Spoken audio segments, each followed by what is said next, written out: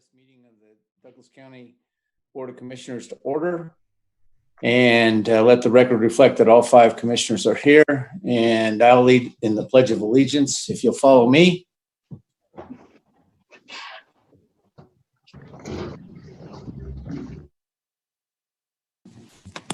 I pledge allegiance to the flag of the United States. Anybody joining me? Hello? Hello? Sir, when we do the pledge, I mute everyone else so that we don't get the buffering. So go ahead. I pledge allegiance to the flag of the United States, one nation under God, indivisible, with liberty and justice for all. All right.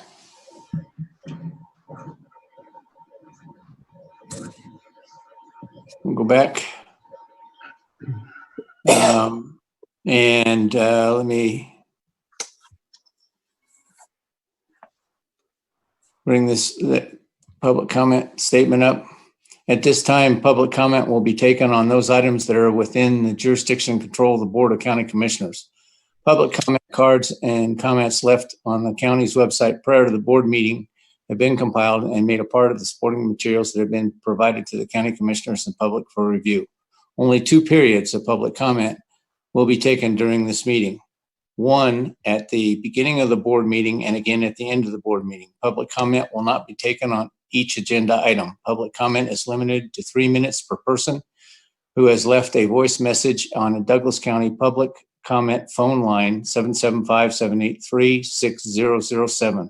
Once a public comment period has been opened, and then once public comment is closed, the voice messages will be played to the public and to the county commissioners in the order they were recorded. No more than 1 voice message public comment per person will be played during each comment period. The board wants to encourage the respectful consideration of all views by members of the public. If the content of any voicemail is willfully disruptive of the meeting by being irrelevant,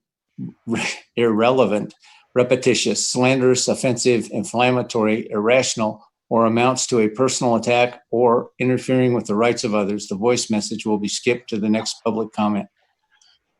Douglas County public comment phone line became available to the public comment at 1 p.m. Public comment will remain open for at least 5 minutes to allow members of the public to call or until the last caller has finished leaving a voice message on the county's public comment phone line. Please start playing the public comment, Natalie. Okay, Natalie Wood, for the record, I'll start playing them. Do you have a count on them yet? 2 so far, and I feel like it's still ringing. Okay. Ellie Waller, ELLIEWALLER. This is about today's agenda item for possible action. Yes, something needs to be done.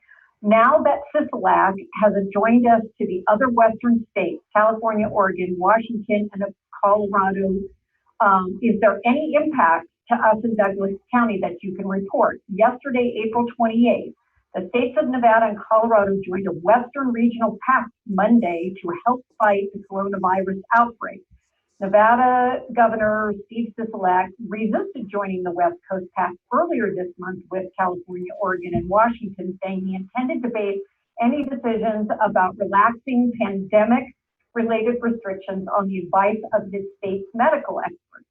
Sisolak and Governor Polis of Colorado said Monday the 5-state Western Pact had a shared vision that put science ahead of politics. The Nevada Democrat said state leaders intended to exchange critical information about how to mitigate the outbreak and reopen businesses responsibly. Governors in the pact say the following 3 shared principles are foundations. Our residents' health comes first. As home to nearly 1 in 5 Americans and getaway to the rest of the world, the West Coast has an outsized stake in controlling and ultimately defeating COVID-19. Healthcare outcomes and science, not politics, will guide these decisions. Modifications to our state stay-at-home orders must be made based off our understanding of the total health impacts of COVID-19. Lastly, our states will only be affected by working together. Each state will work with its local leaders and communities within its borders to understand what's happening on the ground and adhere to our agreed upon approach. Therein itself lies the problem. Agreed upon approach. If we disagree, will Nevada try to influence CISLAC in allowing us to do what we would like? The proposed resolution should address the Western States Pact to work as a team. With that said, each state has unique population centers, but also rural areas like Douglas County that could have different rules assessed for reopening, as we have much less impact than people reported with the virus. Thank you for the opportunity to speak today. Okay, next. Lynn Muzzy, M-U-Z-Z-Y. Congratulations on finally addressing the COVID pandemic's impact on Douglas County citizens, businesses, and our county budget. Normally, budget planning would be a prelude to making very large spending commitments, but the three of you committed millions of taxpayer dollars to help out your special friends with their event center funding first, and now you're going to survey the wreckage that our county has suffered. Leave it to Chairman Penzel to take a professor backwards approach to fiscal policy. Janet and I are so impressed with this new innovative financial management technique that we're going to honor outgoing Chairman Penzel's economic acumen with a plaque on his chair, the Vicki Moore Memorial Chair for Fiscal Responsibility. Rushing the RDA vote to foil the referendum for the voters to decide. Now that's how you protect your big campaign donors from those bothersome taxpayers. Very well played. You must also be enjoying this new COVID dictated meeting protocol that allows you to shut down item by item public comment. But I am concerned when everything else opens up and we have in-person VOCC commentary, whose skirts will Commissioner Walsh hide behind? His wife's, his daughter's, or his PR person's? Okay, next.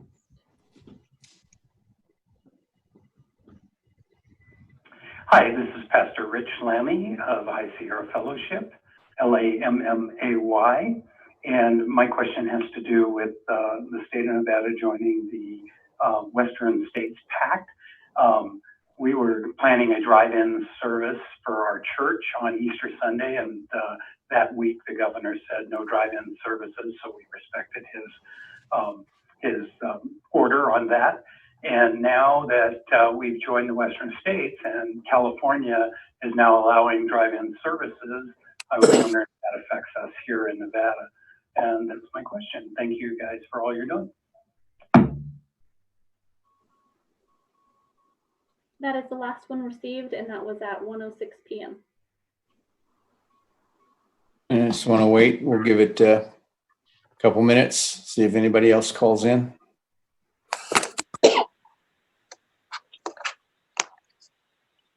While we're waiting for that, we could have any public comment from any of the commissioners and or our guests. Anybody? Commissioner Ingalls? Yes, in regard to this matter with Generalissimo Sisolak, a very renowned neuroradiologist from Stanford University, was commenting yesterday, and he's been foremost in the news about how sunlight helps to counteract this virus, and it helps with the immunity, and the at-risk populations are the younger kids from 1 to 18 are the least at risk. So getting out and getting some sun has a great positive impact on countering any of these pathogens. And to be restricted to homes and inside, would probably be better to be like Senator Settlemeyer and be out there in the sun. Thank you. Thank you, sir.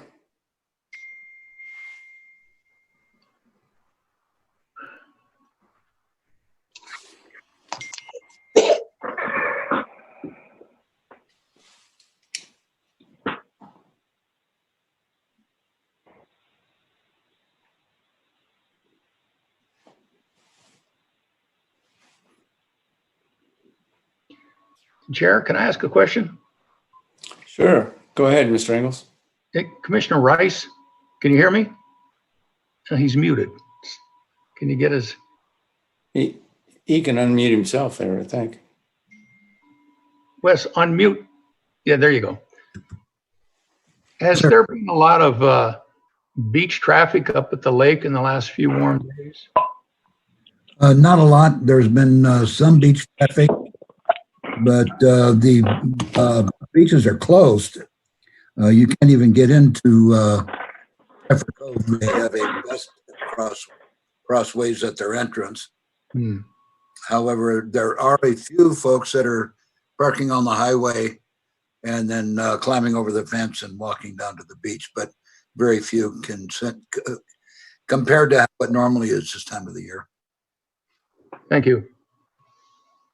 I have another message that just came through and I see that the line is ringing again.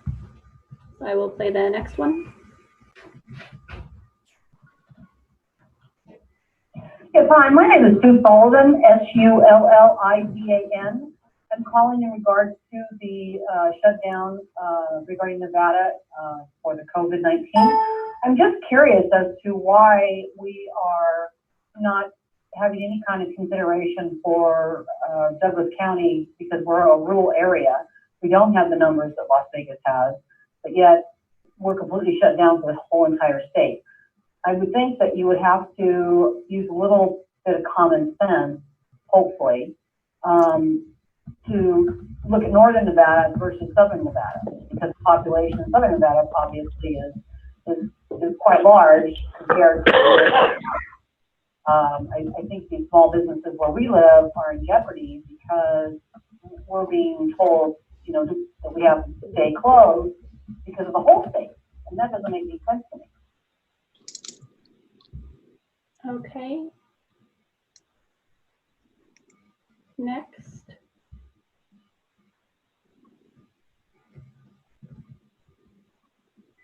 Lisa Coffron, Lisacoffron.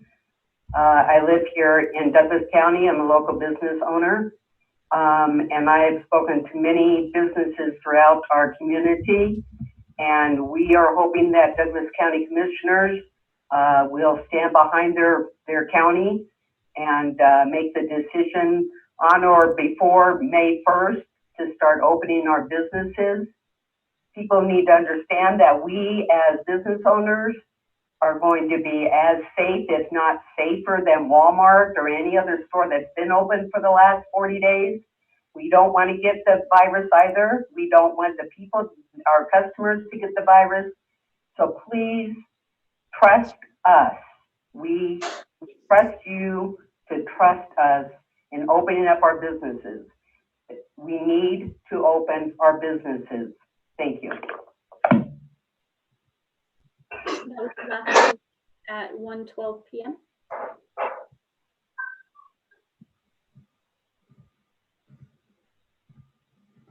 I didn't hear what you said, Natalie.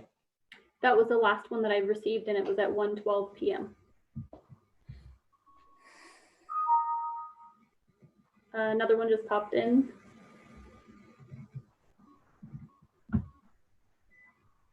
My name is Larry Webb, LarryWebb.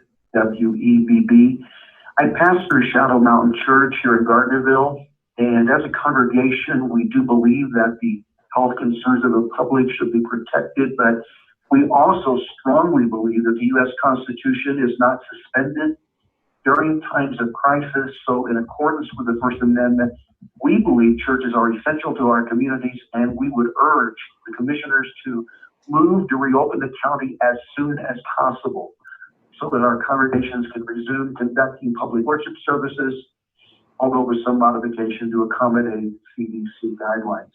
Thank you so much for your consideration for what we believe is an urgent matter. Thank you. Okay, another one just came in.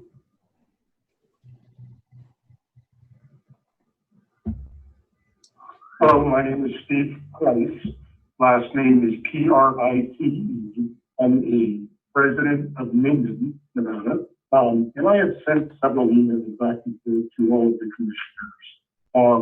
And I just want to read one of the last notes that I had sent. It appears that you all agreed that the shutdown is the worst thing for the county, state, and great nation. I believe it is time for the county commission to draft a resolution in the same spirit of question one resolution that was written and unanimously supported. Rejecting the government's tyrannical order of locking down the entire state of Nevada based on poorly managed COVID-19. As you know, there are only 8 active cases within Douglas County. I cannot believe that the people of this nation are being held by a virus that has become more politically dangerous than the virus itself. We need action by elected officials based on what people want, not the recommended action of appointed bureaucrats such as the governor's experts. We need to question how someone can be an expert in this situation when this situation has never been experienced before. The people of this country have a God-given right to make choices for themselves, not to be directed by an individual or individuals that believe they have more power than what was afforded to them in a democratic election process, which can hopefully be corrected in the next election. We have all heard comments by politicians, news media, that the actions by our current president of the United States are Nazis. Well, this lockdown by the government in this country, the governor is most, but no one is definitely not constitutional. It sounds familiar to what I learned about the Nazi Party formation in history books when I was a young man. It is time for the elected officials from this county to make a stand and a statement supporting the people who placed them in office to allow almost 50,000 people within this county to continue to have their rights and their financial stability unconstitutionally withheld because 8 people are infected by a virus. It's unimaginable. Someone needs to make the first move, and it needs to be now.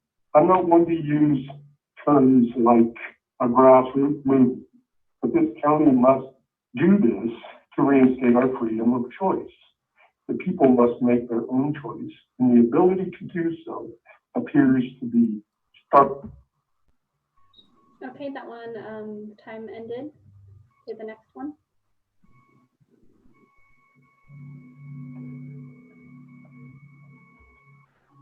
Jim, she's Hello, gonna, this is Julie Moore, and I'm in agreement with the pastor regarding the churches.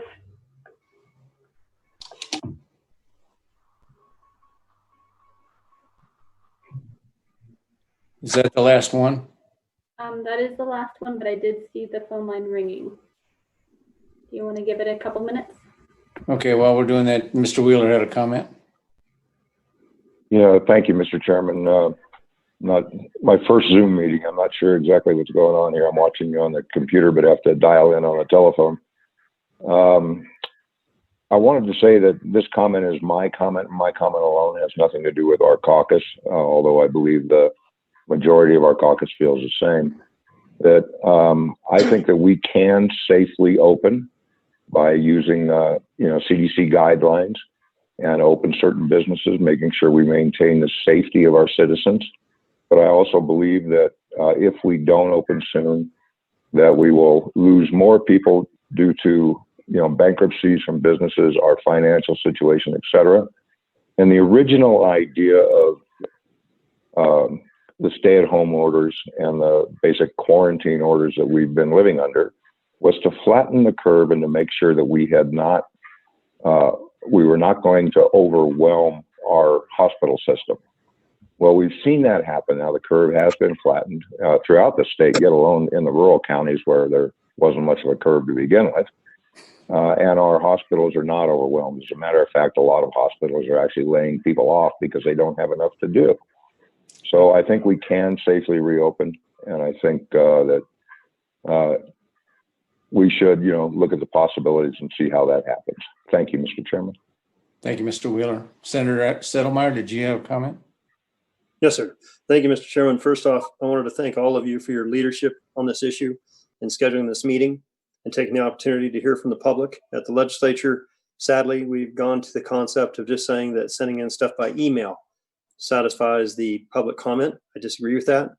I thank Douglas County for having the courage to go ahead and open up the phone lines and to hear those comments. I'm very appreciative of that.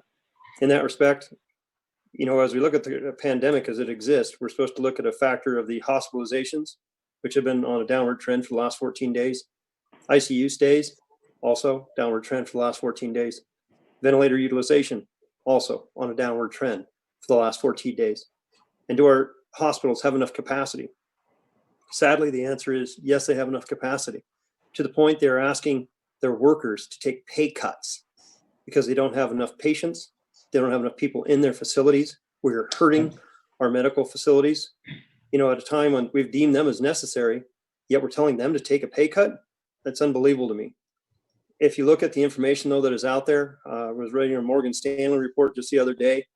It indicated that the peak for Nevada was 2 weeks ago, and that we would reach phase, that right now we are currently in phase 1, and that we should reach phase 2 by May 6th and phase 3 by May 20th, unless things drastically change. And in that respect, the concept of allowing individuals to take their own responsibility. If you're sick, if you're vulnerable, stay home. Make sure to take care of your own health. But those individuals that need to get out, need to proceed. We have individuals that are in differing stages of their own addictions and recovery that may need to get out in order to help save their own livelihoods and their own businesses. And I would very much love the ability for every county to step up as you have and make your own decisions. I was always a little bit against the idea of limited home rule or giving guys, you know, functional home rule, but this is a time we desperately need it. You guys have functional home rule, and I hope you will take a look at it, and hopefully you'll think about going to the phase 1 guidelines put forth through the Opening Up America Again program, put forth by the CDC and president, which clearly elaborates, you know, what individuals should do, and then what phase 1 employers should do, and also what phase 1 specific types of employers should be open or not open. And I think all that information is readily available by everyone through the internet, and therefore it's very clean and concise and will provide structure and guidelines to help us through this pandemic. Because to me, the health and the economy are not completely separate. You know, we have to have money in the state coffers, unfortunately, to be able to pay for Medicaid. If we don't get the state opened up again, I worry about that. Thank you for giving me the opportunity to speak today. Yes, sir. Thank you for being on the line with us. Any further input, Natalie? Yes, I have one more. Let me play it. Yeah, hi, my name is Dwight Engelkirk, Englekirk. I live in Zephyr Cove, Douglas County, and I am supportive of opening up Douglas County. I believe that the cure has been far worse than the disease, and that we should open. And I'm not sure with all the social distancing how things like the boat ramp at Cave Rock and the golf courses in the area can't be open. If we're not going to be able to do anything else, at least we should be able to recreate. So I'm wondering if those issues could be addressed. Thank you. Any more, Natalie? No, and that one was received at 1:20 p.m. All right. Then we'll close public comment this time. And we'll move to item 1 on the agenda. Let me read that into the record. Chair, Yes, sir. Mr. Vice Chair, go ahead. we need to approve the agenda first, so I move approval of the agenda. Second. All right. Okay, so we got a motion by Commissioner Walsh, a second by Commissioner Rice. All those in favor signify by saying aye. Aye. Any nays? No nays. The agenda is approved. We'll move on to the administrative agenda. We did not have a consent calendar. Item 1 for possible action. Update on Douglas County's response to COVID-19 pandemic and discussion on Douglas County's recovery plan in a safe and reliable manner consistent with CDC guidelines and the directives of Governor Sisolak. Possible action may include drafting a resolution, submitting a letter to the governor to Governor Sisolak to reconsider his declaration of emergency and directives as it may apply to Douglas County, or other actions that will address the financial and public safety impact of Governor Sisolak's declaration of emergency on the citizens of Douglas County. I'm the requester of this, and what I'd like to do, gentlemen, is I'd like to turn it over to Mr. Cates to introduce the topic with his letter, and then we'll have experts, Ms. Freeman and probably Mr. Booth, to speak to it. So at this point, I'll turn it over to Mr. Cates. Mr. Cates. Thank you, Mr. Chairman. I want to lay this out for you a little bit, and then I'll get to the draft letter that I provided. First of all, I want to talk just briefly about the legal framework for this. I'm not an attorney, but I do hang out with some very good ones, particularly DA Mark Jackson and his team. They can correct me if I misspeak on this topic. It's my understanding that the governor's directives have been issued under legal authority granted to him by the Nevada legislature. Certainly some of them are troubling for lack of clarity or consistency or their broad sweep in shutting down the economy. The directives towards houses of worship were particularly troubling for me and many other people. They're well intended, but I think fundamentally he has the legal right to issue these orders. The Board of County Commissioners, under my understanding, has limited authority over businesses. We have no business license in the state, in the county, excuse me, and most of the regulation of those businesses occurs at the state level. That does not mean this commission shouldn't take some action and express their opinion to the governor, but I think it's important to keep that legal framework in mind. I would hope people would be cautious of the approach that they take in the communications with the state in terms of authority. I know there's some people that have suggested that we kind of go rogue and just do our thing in defiance of the state. I don't think that would be very helpful for the economy and for the county, and I think it would actually slow down efforts to reopen. I just want to keep that in mind. As frustrating as I find some of these directives, I think they are issued under proper authority. I would also point out that the actions that the governor has taken, and I'm not trying to defend the governor, but I think it's important to keep in mind that many of the action he has been taken and what he has articulated for recovery so far, which isn't a lot, but it does follow along the guidelines being laid down by the White House and the CDC. And I think it's important to note that when Georgia recently announced they were reopening their economy, President Trump himself strongly expressed disagreement with their action. So I just wanted to put that in some context.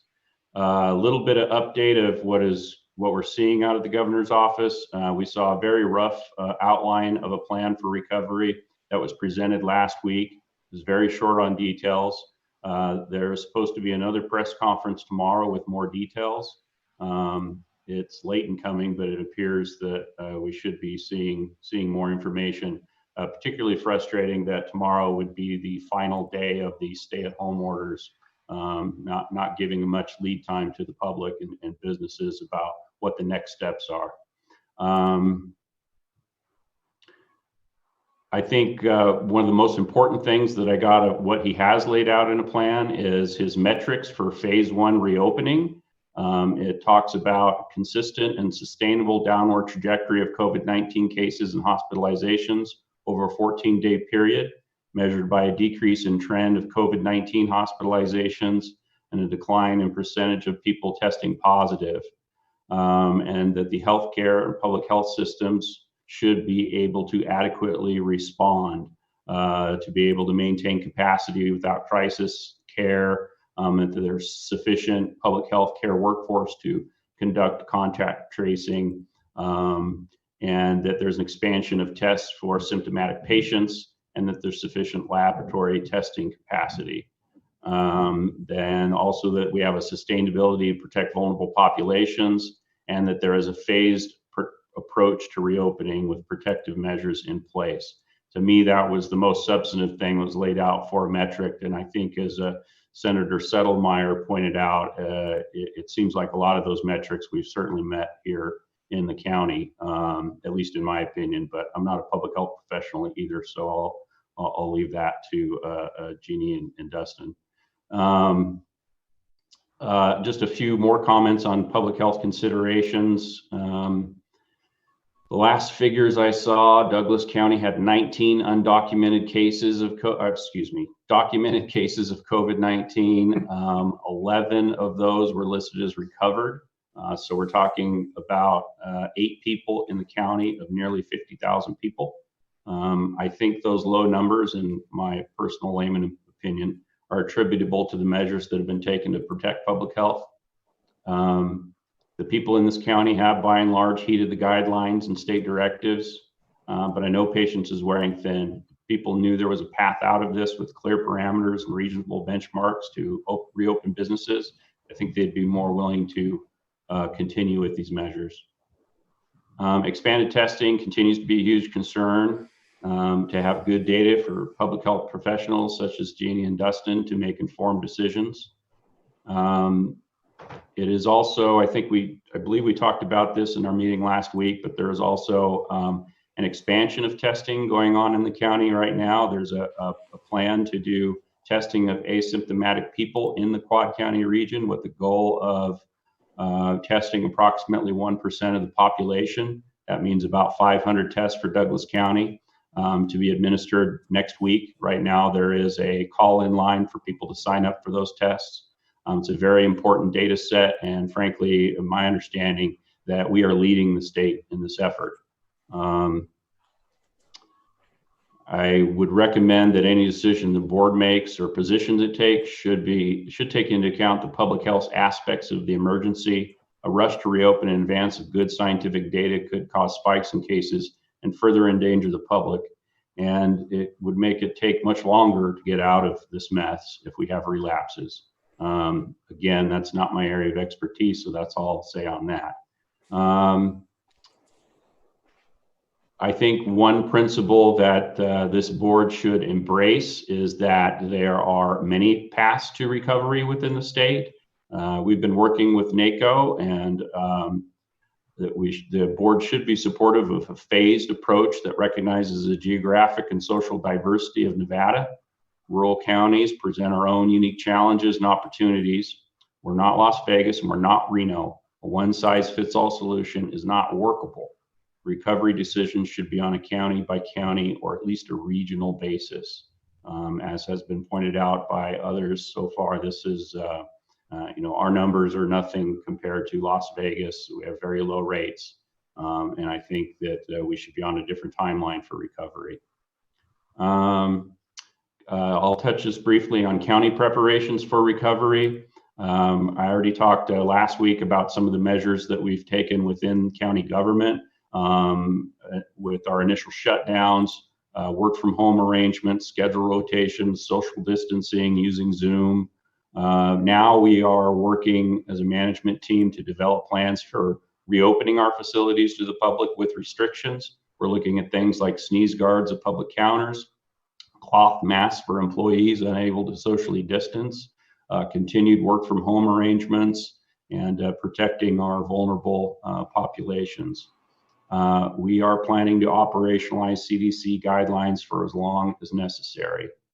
And I previously referenced our fiscal response plan. We continue with those efforts to make sure the county's finances remain strong in the face of a major economic downturn, and we remain solvent and able to provide critical services to the public.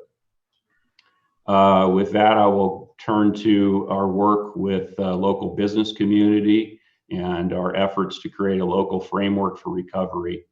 We've been working through the Economic Vitality Program in my office with both the Tahoe and Valley Chambers, the Business Council of Douglas County, and representatives from a wide variety of businesses, our Economic Champions Group, as we call them, on a framework to reopen. That's a work in progress, but I can highlight for you a few things that we're discussing for that framework. Discussion should be made on reasonable health data. There are continued concerns with the small data set and challenges with trending that data. Every business needs to develop their own reopening plans based on CDC guidelines, recognizing social distancing.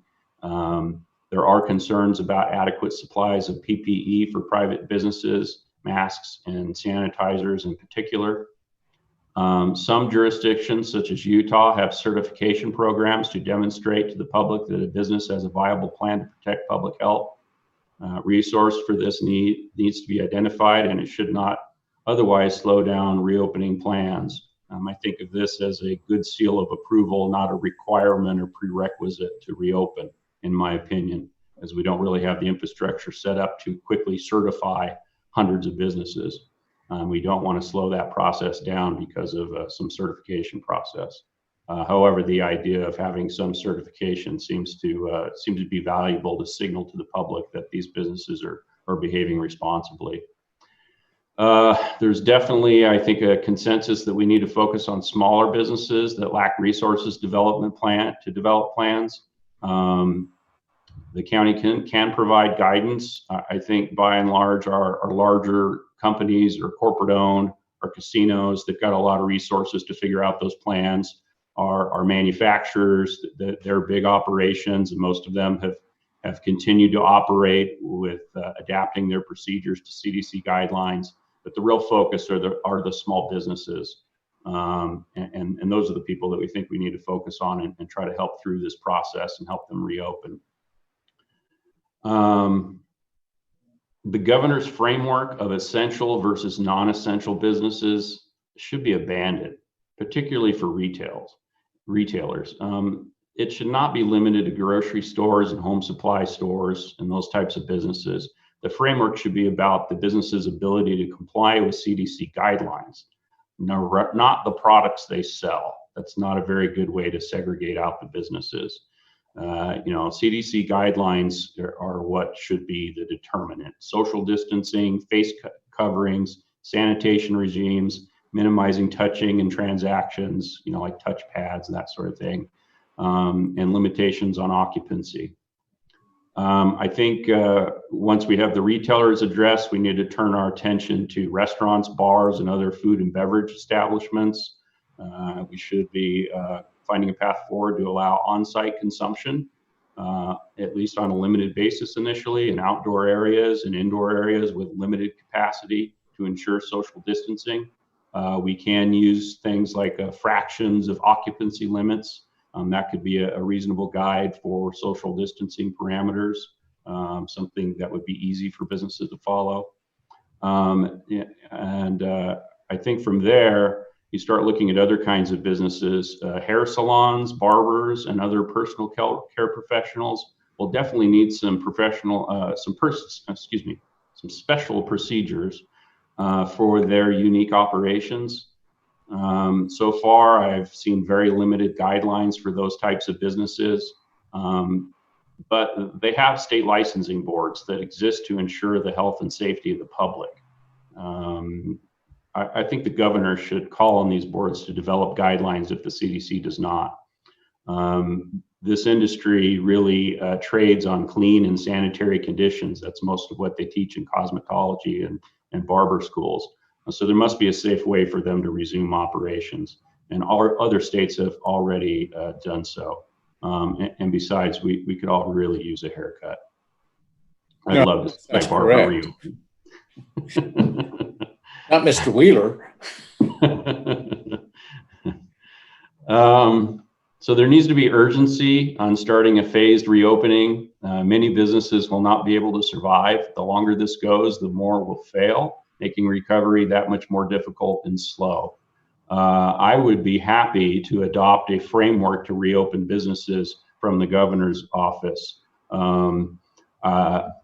But in the absence of that, we're trying to develop one for the county. We can't wait. I think the Lake Tahoe side of Douglas County, as we all know, is a very special and unique place. It is unlike the rest of rural Nevada and really like any place in the world. Special consideration needs to be given to the unique needs of the lake because of the multiple jurisdictions and the state line running down the middle. It is important that reopenings, particularly popular public spaces like our beaches, be done in coordination with California, or will we be overwhelmed by pent-up demand from our big neighbor to the west? This has the risk of straining resources and causing a spike in cases. Outdoor recreation opportunities and amenities need to be reopened as well, as quickly as possible. People are cooped up inside and they need to get outdoors and relieve some of the tension and frustration of being on lockdown. Golf courses are a perfect example of a recreational business that can easily comply with CDC guidelines. When the governor closed golf courses, he stated that was because he saw pictures of people not socially distancing on courses. I say individuals that fail to comply should be addressed rather than closing whole industries. Ultimately, none of these measures are successful without the voluntary compliance of the people. Which brings me to the role the county has played throughout this process, that of communicator and educator. In cooperation with the Quad Counties, we have pushed out an endless stream of messages through press releases and social media posts, reminding the public of CDC guidelines and state directives, asking for their cooperation and trying to educate them on best practices, trying to amuse them while staying at home and giving them hope for the future when this pandemic is behind us. We will continue to do so that the public as well as business community can stay informed and up to date on the latest changes as we reopen. I think our low numbers of infections are largely positive responses are showing that this is working. We will keep it up as we move forward. I and my staff and our business partners are working fast as we can to complete this economic recovery plan specific for Douglas County. The situation continues to evolve and there are new models popping up across the country. Utah and Texas frameworks are particularly thorough in their scope and provide a framework for county level action. Every day, there are new guidelines from the CDC and OSHA for specific sectors of the economy, negating the need for us to reinvent the wheel. I would welcome a detailed framework and specific standards from the state. That has been painfully slow in coming. So board members, I did provide the draft letter that I referenced. Some of my comments are reflected in that letter. It's a straw man for you to use if you see fit, if drafting a letter to the governor is the action that you would like to take. I modeled it in tone and substance on letters that I saw from the chairman of Lyon and Story counties that have been signed within the last couple of days. Those are all my comments. I'd be happy to take questions, or if it pleases the chair, we could move on to Jeannie Friedman or wherever you'd like to go, sir. I think we need to have a general background from each of the individuals that you had ready to prepare in their presentations. Then we'll go to questions and comments and a full discussion. Okay. So, and did you want Ms. Freeman next? Is that what you had planned? That's what I'd recommend. Yes, sir. Ms. Freeman, it's your floor, or wall, or ceiling, or Zoom. Good afternoon, everyone. Jeannie Freeman. I'm the Quad County Public Health Preparedness Manager, and I've been working on this event since we opened up our Department Operations Center back on February 21st, before we even had our first case of COVID-19 within the Quad Counties. And I am a Douglas County resident. My husband is a public servant in Douglas County. Our families live in Douglas County. I'm vested in the livelihood and the quality of life that occurs in Douglas County. So I thank you all for taking the time today, for giving me an opportunity to speak. What we do see from the Reopening America plan that came out of the White House and what the CDC guidelines are and what Governor Sisolak has outlined thus far related to the reopening for the state of Nevada is that there's a couple things that are expected for each community in relationship to what public health can provide. And these are the things that we've been doing for the Quad Counties the entire time since COVID has come into the United States. We've been doing community testing. In the beginning, that community testing was limited to those who were showing symptoms associated with COVID-19 due to the limitations in the availability of the test kits that were approved by the Nevada State Public Health Lab and were approved by the FDA and approved through a variety of other means.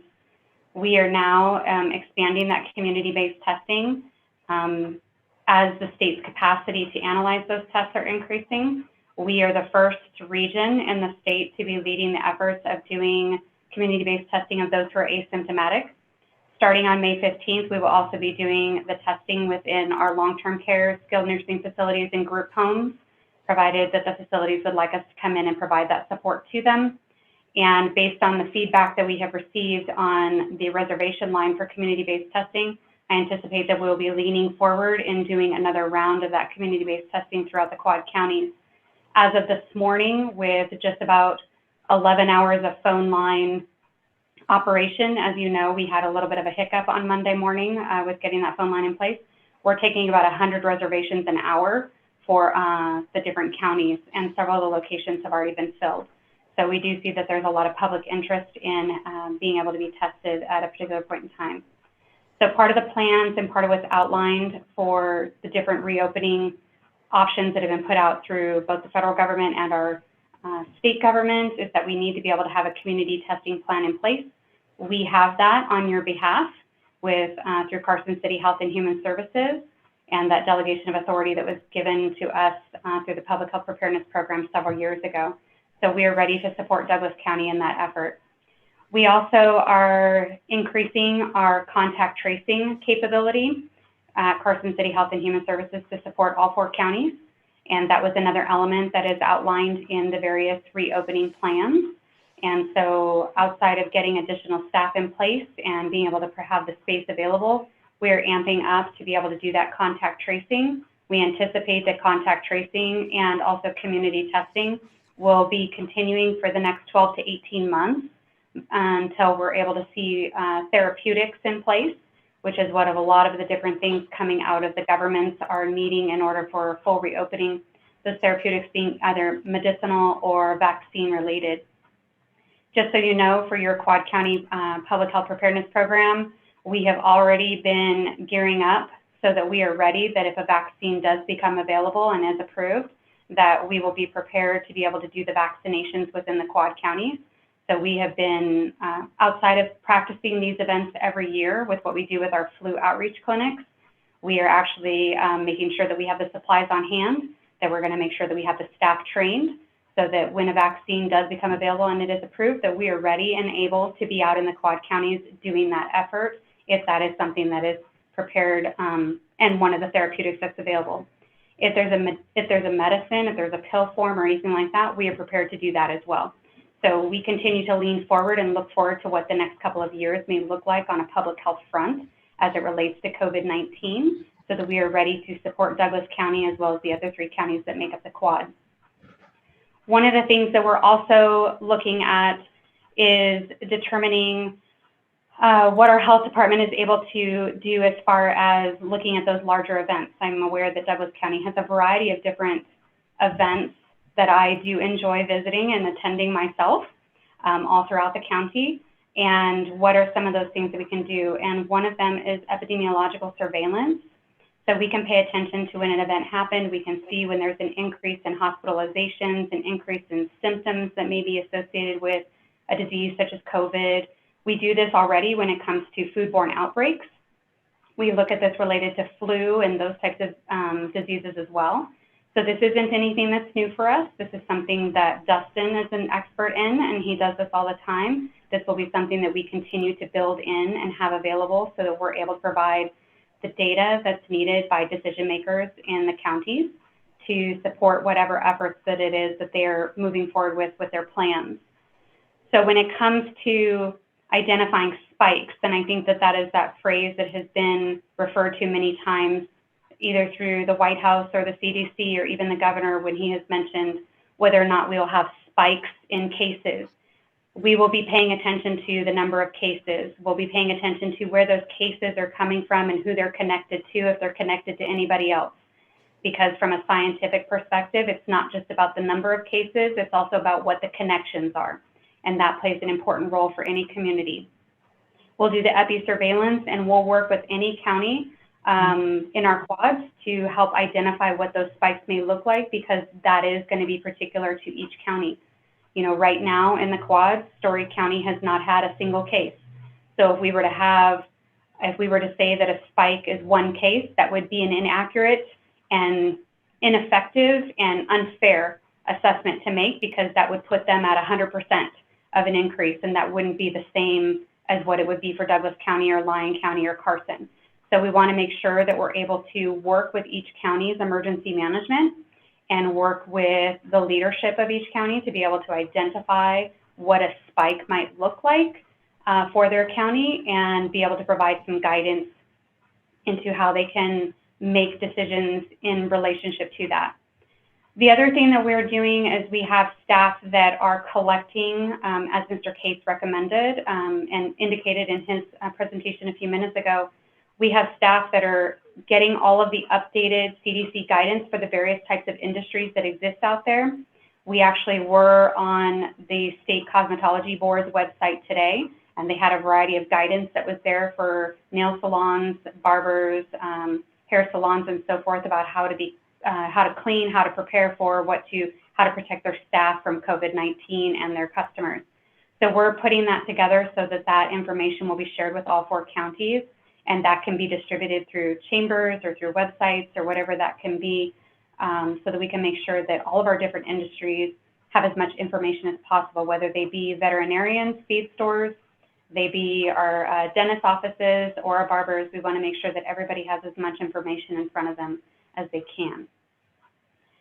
So that's the presentation. That's the information I have for you at this point in time, Mr. Cates, and I'm sorry, Chairman Penzel, unsure where your next direction would be. Okay, thank you. Thank you for the update. I'm sure we have questions for you, but we're going to hold those until we get through all the presentations. And Mr. Cates, did you also want Ms. Granahan to do a presentation? Yes, Mr. Chairman. She can give you some economic information and some of the work of her office to help with recovery. Ms. Granahan.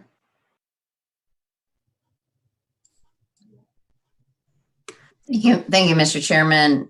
Lisa Granahan for the record. I'm going to just take a moment here and share my screen.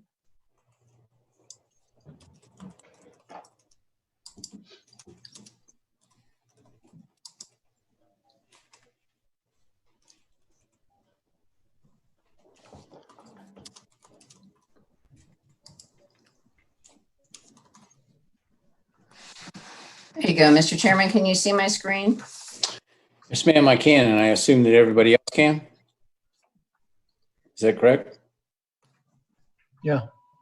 Anybody that can't? How would you know if you can't? Thank you, Mr. Chairman. The county manager asked if I could do a little research to find some unemployment numbers and business closures related to Douglas County and the pandemic. Because we are a smaller county, that can be difficult. I really want to thank the Governor's Office of Economic Development for assisting me to do this. So the first thing I took a look at in working with them is unemployment in the county. And the way we were able to do that was to look at initial claims. So this is initial unemployment claims since March 15th. And that's when Dieter began to see the spike in unemployment. So for our county, that's 2,806 claims.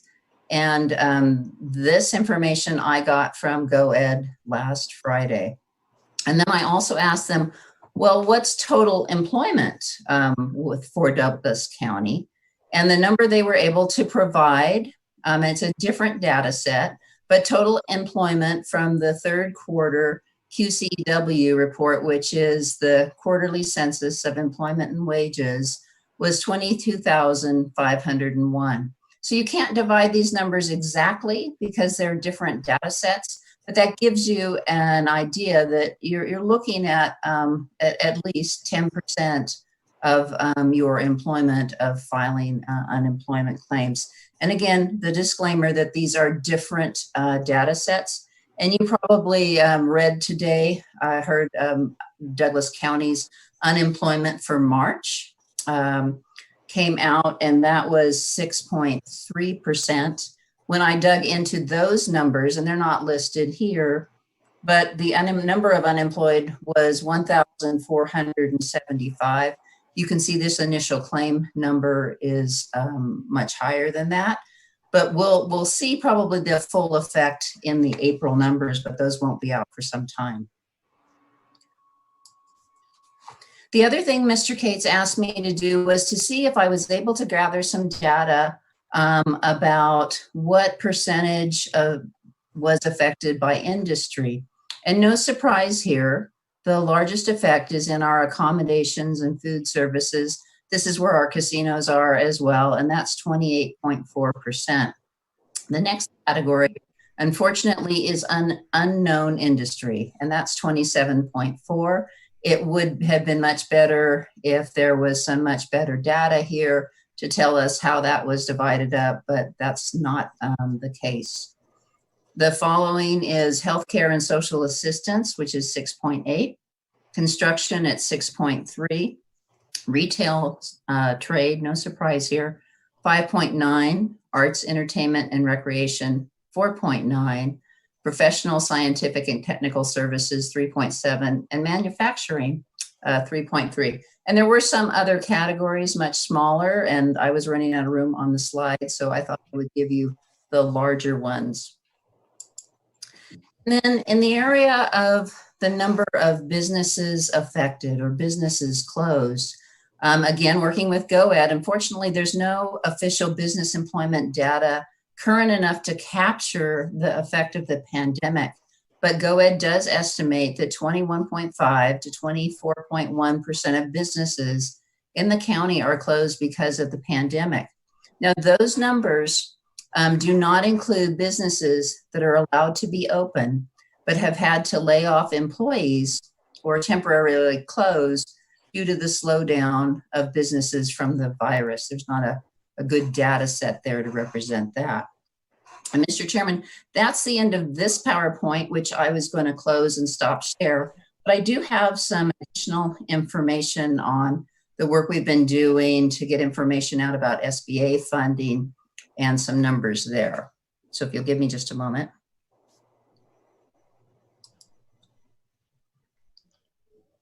Okay, I think I'm back. So regarding SBA funding, so, we hear so much about unemployed people and the work of DETR to get people on unemployment, but what's really out there for our businesses? Well, with SBA funding, there are opportunities for businesses, and those primary options are the Paycheck Protection Program. You've probably heard about that, the PPP program, and the Economic Injury Disaster Loan. That one's referred to as the EIDL, and then there's its partner, the EIDL Advance. The PPP is a 1% loan for 2 years, and it's 2.5 times your monthly payroll if you're a business. You apply through your lender, and once it's funded, the loan is forgiven if you spend 75% of that on your payroll.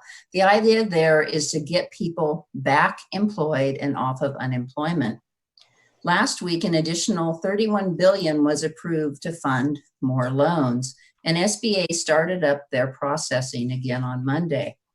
Nationally, as of yesterday, 475,000 loans have been approved for a total of $52 billion. In Nevada, PPP loans as of 4/16 stood at 8,674 loans approved for a total of $2 billion. The average PPP is 206,000. Now, the EIDL program is a loan for up to 30 years.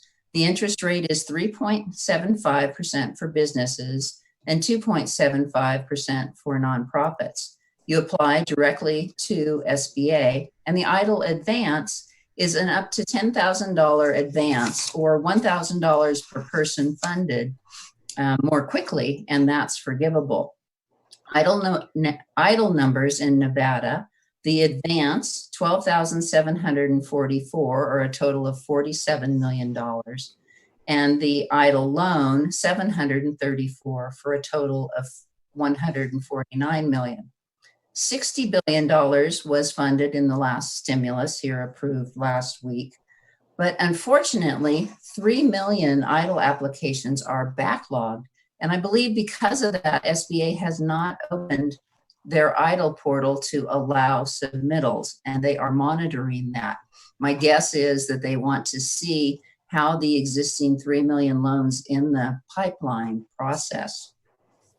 I've been working closely with our business partners, the Chamber, the Business Council, the Visitors Authority, Main Street Gardnerville, to really get the word out about these programs and to encourage businesses apply.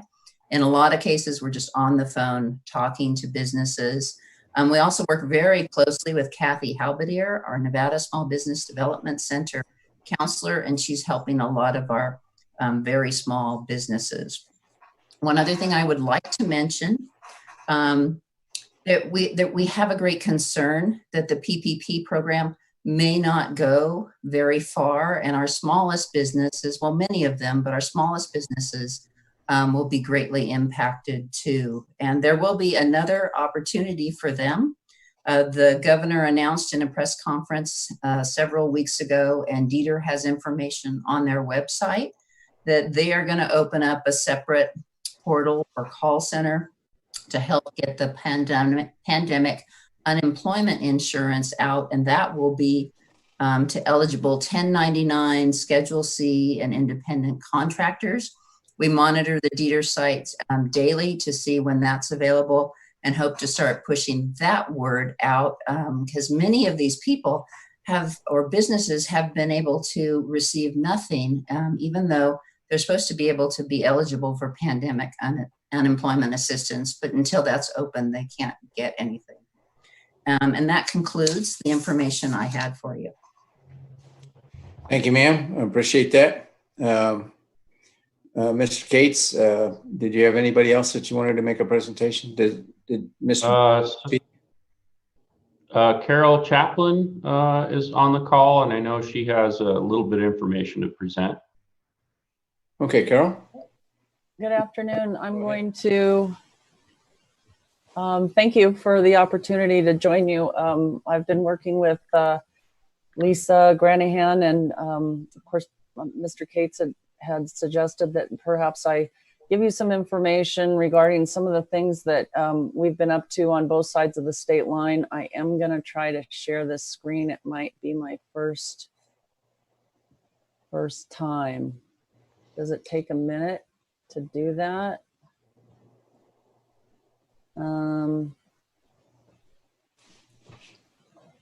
Lisa, you and I did this beforehand. You got it up. I do? Yeah. Nice. Okay. Well so done. I was, let me go back to this and I'll see if I can start this. I was asked to participate on the City of South Lake Tahoe's Economic Recovery Open for Business subcommittee. And so I wanted to share a couple of details with you. I asked Lisa to start joining those calls because I thought that there was such a need for us to be looking at this a little bit more broadly than just City of South Lake Tahoe. And regionally, I would say that I'm having conversations with the Reno Sparks Visitors and Convention Bureau, North Lake Tahoe Resort Association, Incline Village in Crystal Bay, and of course, South Lake Tahoe. And then Lisa was good enough to spend more of her time, listening into these calls. The concern on the City of South Lake Tahoe's side is actually what you're looking at today, is how to reopen businesses safely and get us back into a working situation where some of these businesses may only have a couple of weeks in order to either stay open or actually consider closing for good. And as you know, we've already had one business in the State Line area that is closed permanently at this point. From the LTVA's perspective, we needed to start our pre-opening message with basically, please don't come here now. Please be thinking about us, and please be dreaming of your next visit, but it's not time to come here. And now we are working on a recovery campaign that it would be a phased approach, just like our businesses opening, and would be geared towards those guidelines that we would be given by the county and by the city of South Lake Tahoe and the state. And we hope we can coordinate those, because it's very confusing. As you said, Mr. Cates, the lake is somewhat different, interesting. I don't know what you want to say, but since we have the two states, and so much of our business, is across the state lines, it's important for us to be clear of have additional, overflow because they think that they're open. So some of our campaign ideas are, we're wide open. That would of course be something that we would wait for when our businesses are fully functional.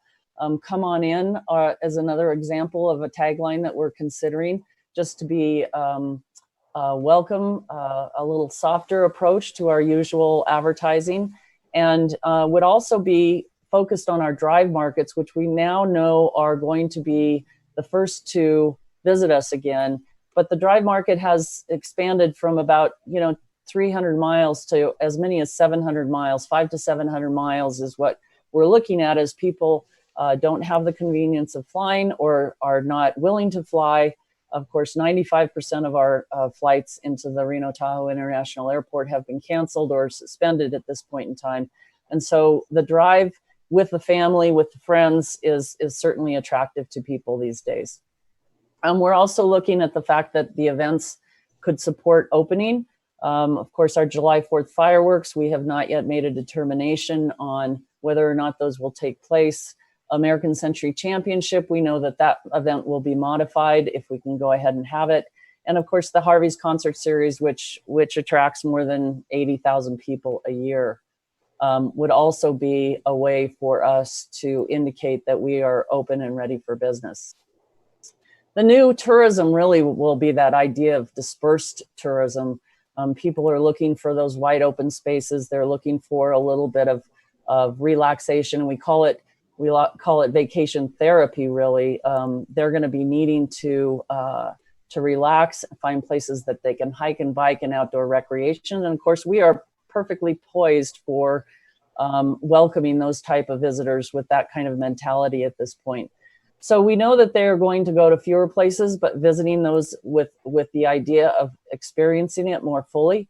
In that capacity, Jan Vandermeid and Carson Valley Visitors Authority and I are working on itineraries that would encourage people to make day trips and potentially maybe stay here for a day and then move for another experience just down the road a little bit.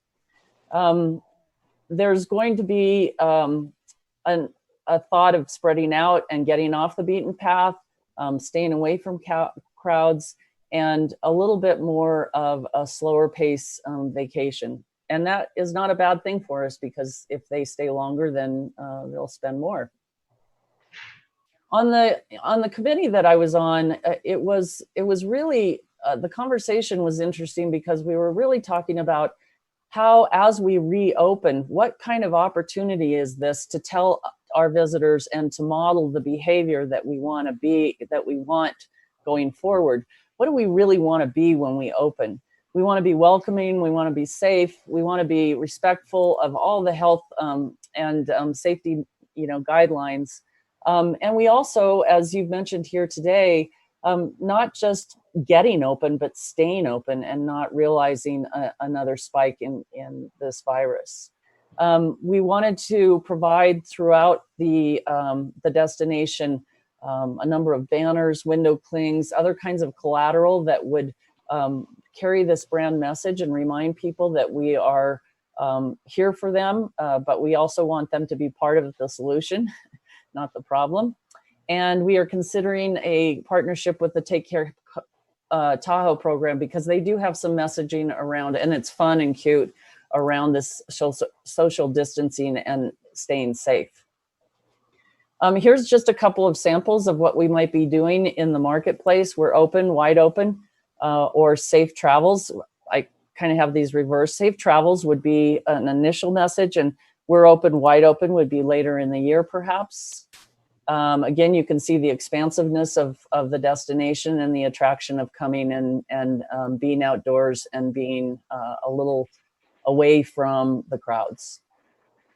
We know that there's going to be a strong desire for road trips, and we will be talking to those people that want to get in their cars and perhaps stay in different locations, but experience it completely. We are, as I mentioned, the drive market is expanding, so we're looking at new markets. And we are partnering with the North Lake Tahoe and Reno destinations to promote the greater region, allocating some budget in Southern California as soon as we understand that it's right to get those messages out. In the community, we also want to be part of the strategy that provides business resources. And it's been suggested, volunteered actually, that a couple of our businesses, including Heavenly and Hard Rock, are interested in providing ambassadors at key locations with perhaps some kind of information like an armband or a wristband or a hat that would allow people to understand what's open, how it's open, and what they need to be reminded of as they use those facilities or those businesses. We also have a Tahoe South app that we can reinforce that messaging, and we also have an opportunity to help our businesses pre-sell experiences. This is a trend that we're seeing across the country right now, where you could buy a vacation for kind of a value-added vacation package for sometime in the future, and it can be used for a period of time, but it gives the visitor a great experience and also satisfies their need to go ahead and start planning their vacation. We have the 2 visitor centers up here, so that's another resource for our businesses and for our visitors as well. And we could make those visitor centers available to provide information to our businesses about where they can get PPE, or we could even, in some cases, the city is talking about perhaps providing that for businesses as they open. We talked about microtransit, and as you may know, if the event center is when the event center is built, we have an obligation through our TRPA permit to provide microtransit. But it was suggested that because we're welcoming our drive market even more than ever, that there might be an opportunity to launch that microtransit service sooner. And that would provide on-demand service and connect with the Tahoe Transportation District fixed routes. Still, that's a conversation in process. I think that was my last slide. I can take any questions, or you can move on to your next speaker. I think we'll hold the questions till we get done with all the speakers. Thank you, Carol. Appreciate that. Any other comments from any folks? If you could take that screen off. There you go, Carol. Take that out, because there we go. Anybody have additional questions? We'll hold them and then we'll move on. Mr. Cates, anybody else that you wanted to have a presentation from? I think that's about it for the presentations. I know Dustin Booth, our epidemiologist, is on the call. I'm not sure if you had anything specific to present or just available to answer questions. Likewise, I invited Chief Carlini and Deputy Chief Fogerson to be available for questions. I know Sheriff Coverly is also on the call. I didn't ask for anything specific, but if they have anything they want to add, that'd be helpful. Mr. Booth, did you have anything you wanted to add? This is Dustin. You just shake your head. I got it. Okay. Can you hear me? Yes, sir. All right. I guess just to follow up with what Jeannie had to say in regards to planning for pre-opening for our region and looking at the data and making data-driven decisions is important. So we're working on reports that we will provide besides daily case counts, looking at other analysis. so that we can look at all that data, so that we can find any spikes that happen, continue our case investigation and contact tracing, and making sure that we're, limiting the movements of those cases so that we, limit the spread of this respiratory illness. I mean, I do think that we have done good in regards to our social behaviors at this point to help flatten or basically really sort of not have a curve in, at least specifically in Douglas County, by keeping our numbers very low.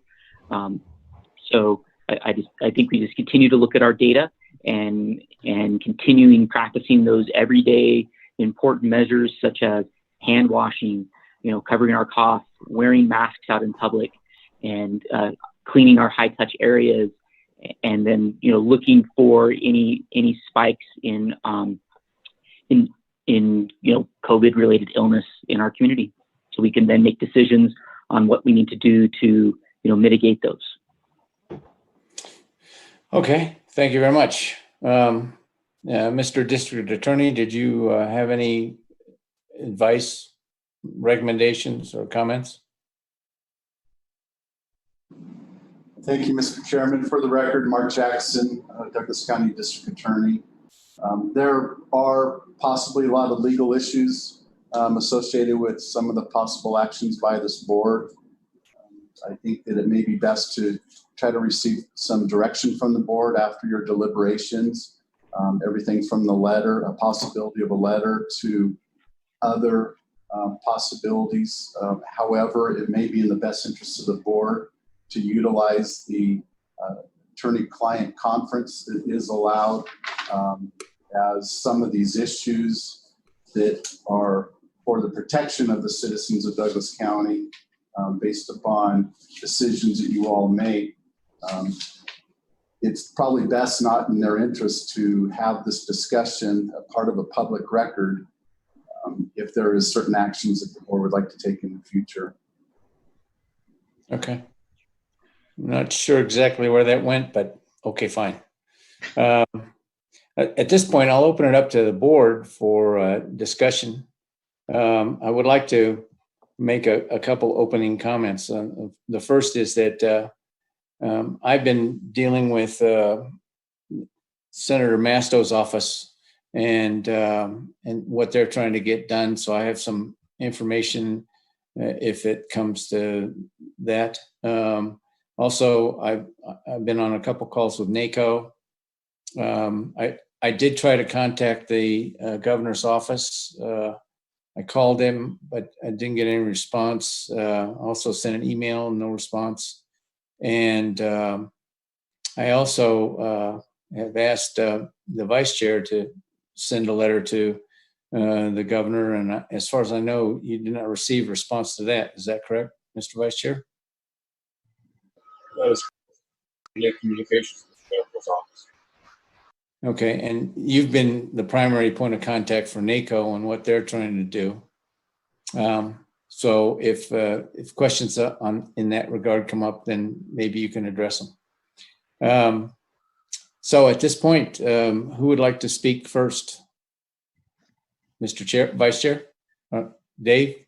Go ahead, Dave. Thank you, Barry. I'd like to say before I go ahead here that I am personally one of those high-risk persons. I'm over 70 and I have type 2 diabetes. But at the same time, I realize that we live in America. And one of the things about living in America is freedom. And what is freedom without your personal choice of what you do and how you live your life?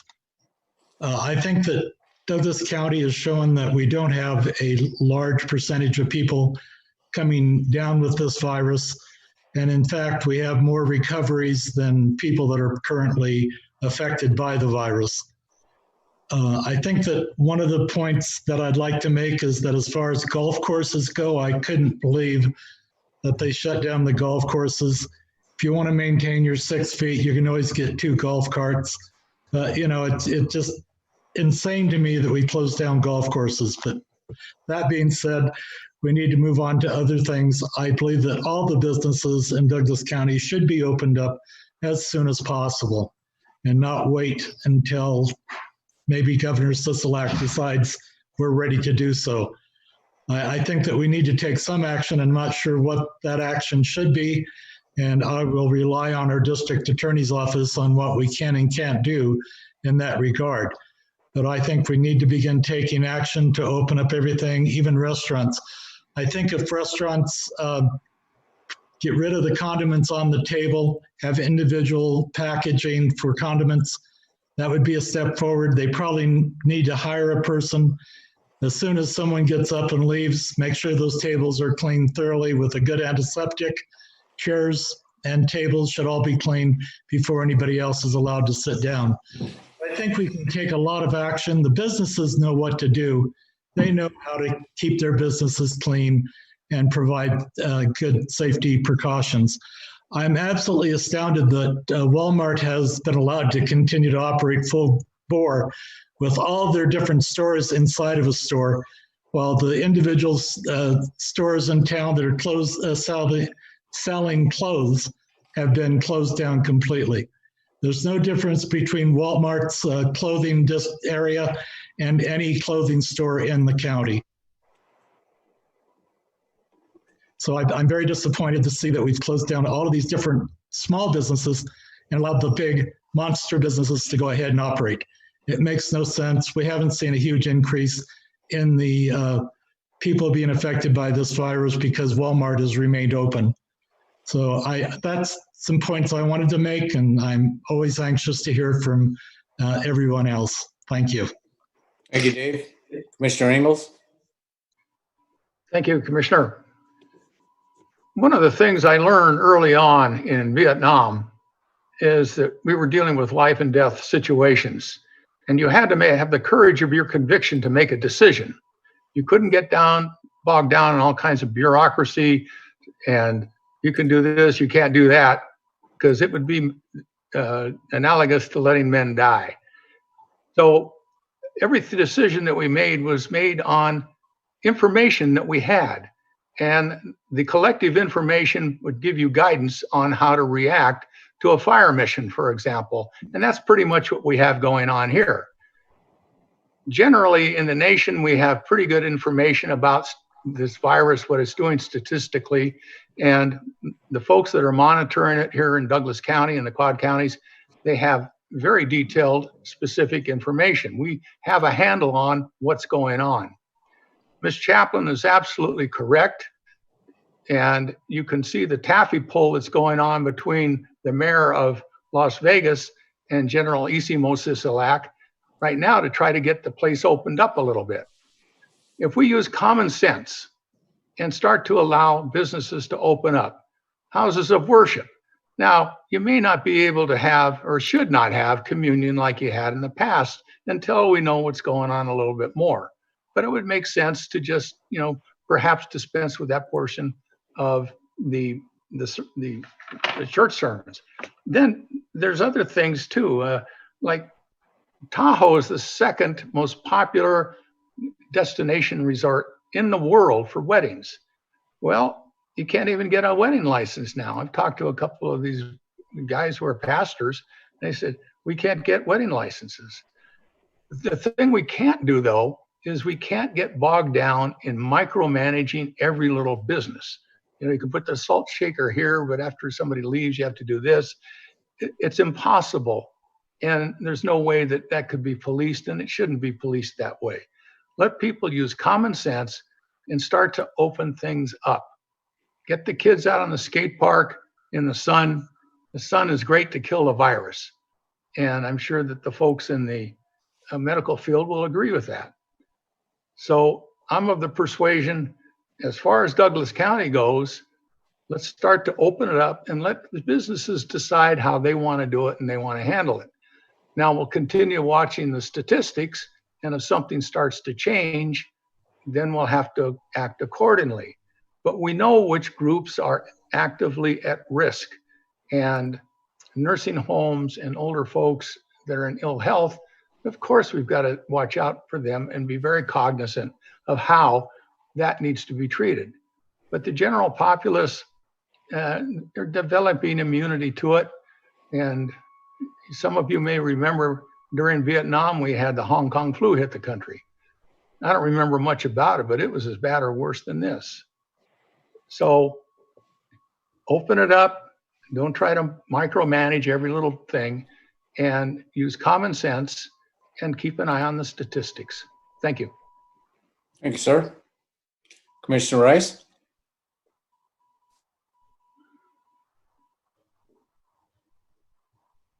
There it is. I find myself in concurrence with the two prior commissioners. I think we've gone way too far, and I'm in favor of opening up as much as we can lawfully as soon as possible. I'm going to have to rely on the district attorney and his office for advice on how far we can go opening things up without becoming a rogue county, which will, in the long run, hurt us more than it'll help us. And we, being part of the Quad County group, I think that as a whole, we've shown that our citizens have done a very good job of handling this situation and staying within the requested norms. Every time I go to the market and see a bunch of people stocking up on stuff, you look at their license plate and doggone, they're not from here. And I've had many complaints about VHRs and STRs, depending upon your bent, because they closed them in California, and yet our governor made them a necessary business. So I've had many complaints from those here at the lake, seeing people in their community walking around with no masks on, and obviously not part of our community. So I don't know what we can do about that, seeing as how they were protected by the governor. But I do think that within reason, we should open up as many businesses as possible and rely on our business owners to do what's right for both them and their customers. Commissioner Walsh? Yes, sir. Mr. Chairman, I concurred with the three comments that have been made before me by our fellow commissioners. I really find it almost unbelievable that stores like it was mentioned before, like Walmart, Home Depot, and Lowe's, other big box stores are allowed to remain open when I believe it's more apt for people to get in contact with a C-19 virus than if they went to some of our small stores. I mean, I've heard from a ton of small business owners here in Douglas County, and they're dying, and we need to help them. I think we need to do everything in our power, within our power, to open safely. I like the county manager's draft of a letter to Governor Sisolak. I would suggest that we direct the county manager to put the finishing touches on that. I would hope that all 5 commissioners would sign the letter, and we could all carry it up to Douglas to Governor Sisolak's office, maybe in the morning, early in the morning, so he has it before he makes final decisions on what's going to affect everybody in Nevada.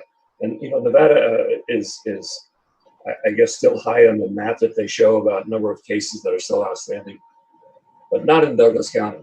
We have certainly we haven't necessarily flattened the curve. We've never had a curve. It's so little, and my hats off to Jeannie Freeman and the Quad County Health for ensuring that we stay that way.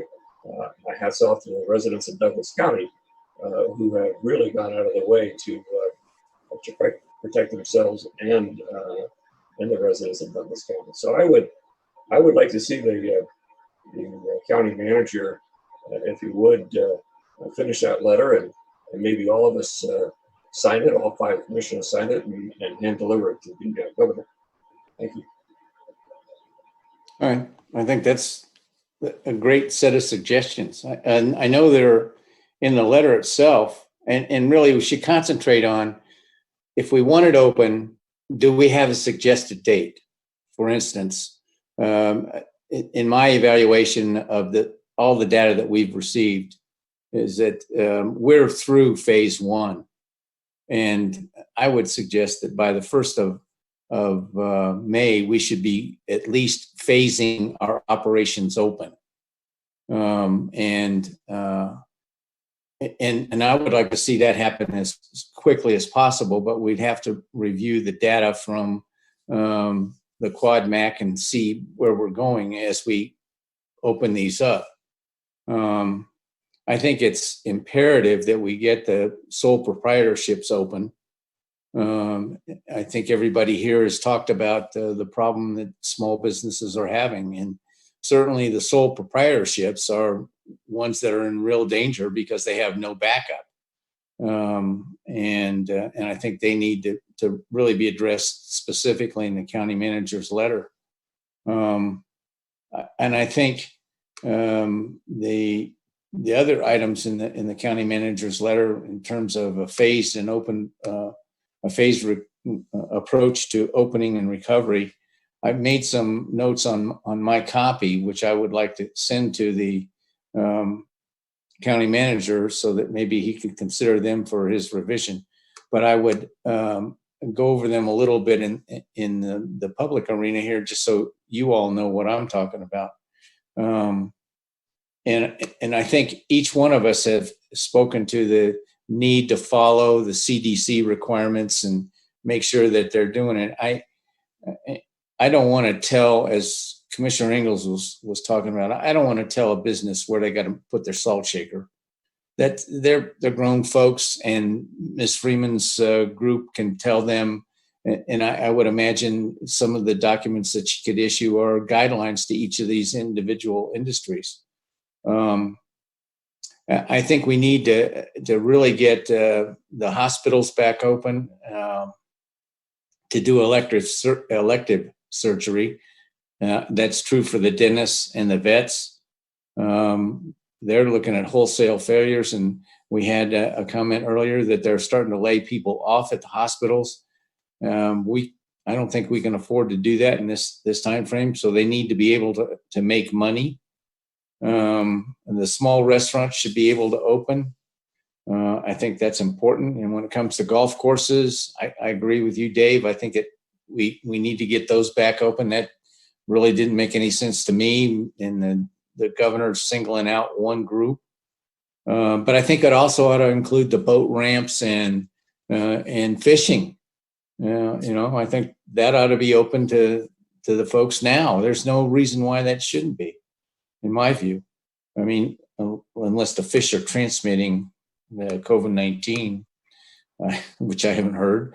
I think that we ought to really do that. I think these things ought to be in a letter to the governor. I don't think we're looking to create a revolt. What we're really trying to do is tell him that we're not Clark County, we're not Washoe County. But we have businesses that really need to get open, and we want to protect our folks. And I think our folks have done an outstanding job of protecting themselves. We got a lot of smart people in this county, and they have done a lot of great things. And one of those has kept the numbers way down. So I would actually push that we get this letter back to the county manager, let him do his work on it, and include all your remarks back to him, and that he prepare it so that we could, all five of us could go up tomorrow morning and give him the letter signed by all five of us.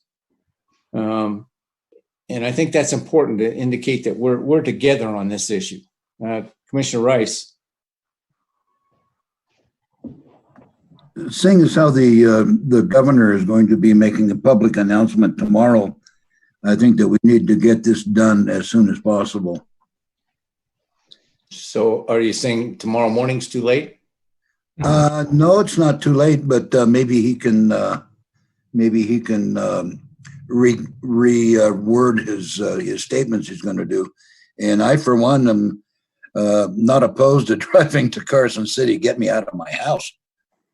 Well, as long as we're under 10. Commissioner Nelson. Yeah, I'm in full agreement with that. Let's make it happen. Let's all get together tomorrow morning. I think 6 wouldn't be too early, and let's head on up to the Capitol. Okay. Commissioner Ingalls. A couple of comments and a question for Mr. Booth. I don't think the governor really cares what we think, number one. And Ms. Freeman, it's real important you keep those statistics coming and accurate like you've been doing. You've been doing a good job, and it really gives everybody direction on what we're dealing with right here in our county. Mr. Booth, question. Pathogens and sunshine. What can you tell us? So in regards to UV light that we find outside, that does do good on taking care of, pathogens in the environment. But it doesn't instantly kill them. It does take time. So that's why there's still recommendation of cleaning those high touch surfaces so that it can, you're adding that extra layer besides just having UV light do that. But UV light does do a good job. They do use it in some circumstances inside, medical settings or in other settings to kill things within the environment inside those environments. So, but it's not the only thing that we, that's why we still have, cleaning of high touch areas. But the UV light does do a good job. So basically what you've just said is that we like to have tourists come here, have them go out and hike and get out at the lake and get outside. And that's probably one of the best things they can do. Well, so the UV light does take care of stuff, on surfaces, but we have to remember that this is a respiratory infection that's, inside humans. So the UV light doesn't do anything while it's inside anybody. So those are why, public health recommendations of social distancing and covering your cough, wearing face masks are there to help prevent the spread. We understand what you're saying. And the point being is that this virus, if it gets in contact with cement, with the sunlight on it outside, and it's like 80 degrees, it's not going to last long. So being outside is probably more beneficial. And they're talking about the details, just getting some sun rays and not going out and staying out in the sun for hours on end and getting cancer, but just getting exposed to some sunlight. Yes, outdoors activities are very beneficial for your own personal health and also for your own mental health to enjoy the beauty of our area. Thank you. There you go. Okay, Commissioner Nelson. Yeah, Mr. Booth, I was just, I've heard a lot of reports that a lot of people had this and didn't even know it. Maybe millions of people in the United States had it and didn't even know it. So that kind of reduces the danger of this virus considerably, doesn't it? So we're 5 months into this novel virus, and we're learning a lot about it each day and looking back in time. And so there have been some studies done to look at what we call prevalence based on the serology. So they look at the blood and they look to try to find if you've been exposed. Not all serology tests are created equal. So there's still a lot of them are being validated. This virus is obviously in a category of similar viruses, and that's been one of the problems to try to tease out in the serology. Can it be that specific to this virus, or is it another coronavirus that you've been exposed to? So some of those initial studies are estimating that yes, that there's probably been a lot more people exposed, but we haven't had that ability to do that in our area yet, to see about that. And if we do find out that there's a lot more, so that the numerator becomes much bigger, then yes, that's the possibility that this may not be as I mean, it's a serious illness, but is it because I don't want to say that it's not scary. I mean, this is a very scary illness, but when potentially that there's a smaller number of people that are actually getting the serious part of that, then can we make some correlation to other respiratory illnesses that seem to be common and we don't have as much reaction to in regards to social distancing and things like that. I mean, I think one of the things that we do know that, the density within our communities can play a big factor in this, like we've seen in much larger urban areas, and the impact that this virus has had on those larger urban areas. So a lot of the, in our urban areas, we're making multiple contacts, thousands of contacts every single day with people, and those interactions can drive respiratory illness outbreaks. And so I guess that's the whole, principle behind social distancing, is that we limit those number of contacts we have each day. And so then we reduce our chances of getting that. And it's sort of left up to our own immune system of how we respond to that virus or that bacteria that gets into us, and how does our own immune system fight that off? Yeah, it's interesting, I guess, because New York was hit pretty hard, but then they have 27,000 people per square mile. I think LA has 2,700 people per square mile. Douglas County has 27 people per square mile. So, the density of the people, I think, has a lot of difference in how this virus seems to affect people. We have a completely different lifestyle here than New York or LA, and I think that's one reason why we have seen a much smaller amount of contagion here than they've seen in other places. Thank you. Commissioner Walsh. Yes, thank you. I want to make sure we're on legal footing here. I suggested that we all go to the Capitol tomorrow and deliver the letter to the governor. Assuming that, although I've seen the district attorney get up 3 or 4 times, I'm assuming that we're okay by doing that. Is that something he should weigh in on? Thank you. Mr. District Attorney. Through you, Mr. Chairman, Mark Jackson, Douglas County District Attorney. There would be no problem about all 5 commissioners coming together for the purposes of delivering a letter.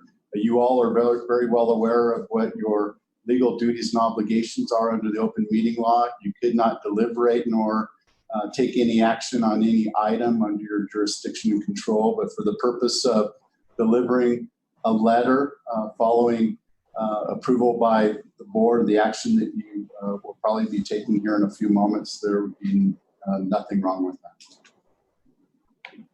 Thank you, Mr. DA. Yes, Commissioner Ingalls. Sheriff Coverly, how you old boys doing over there?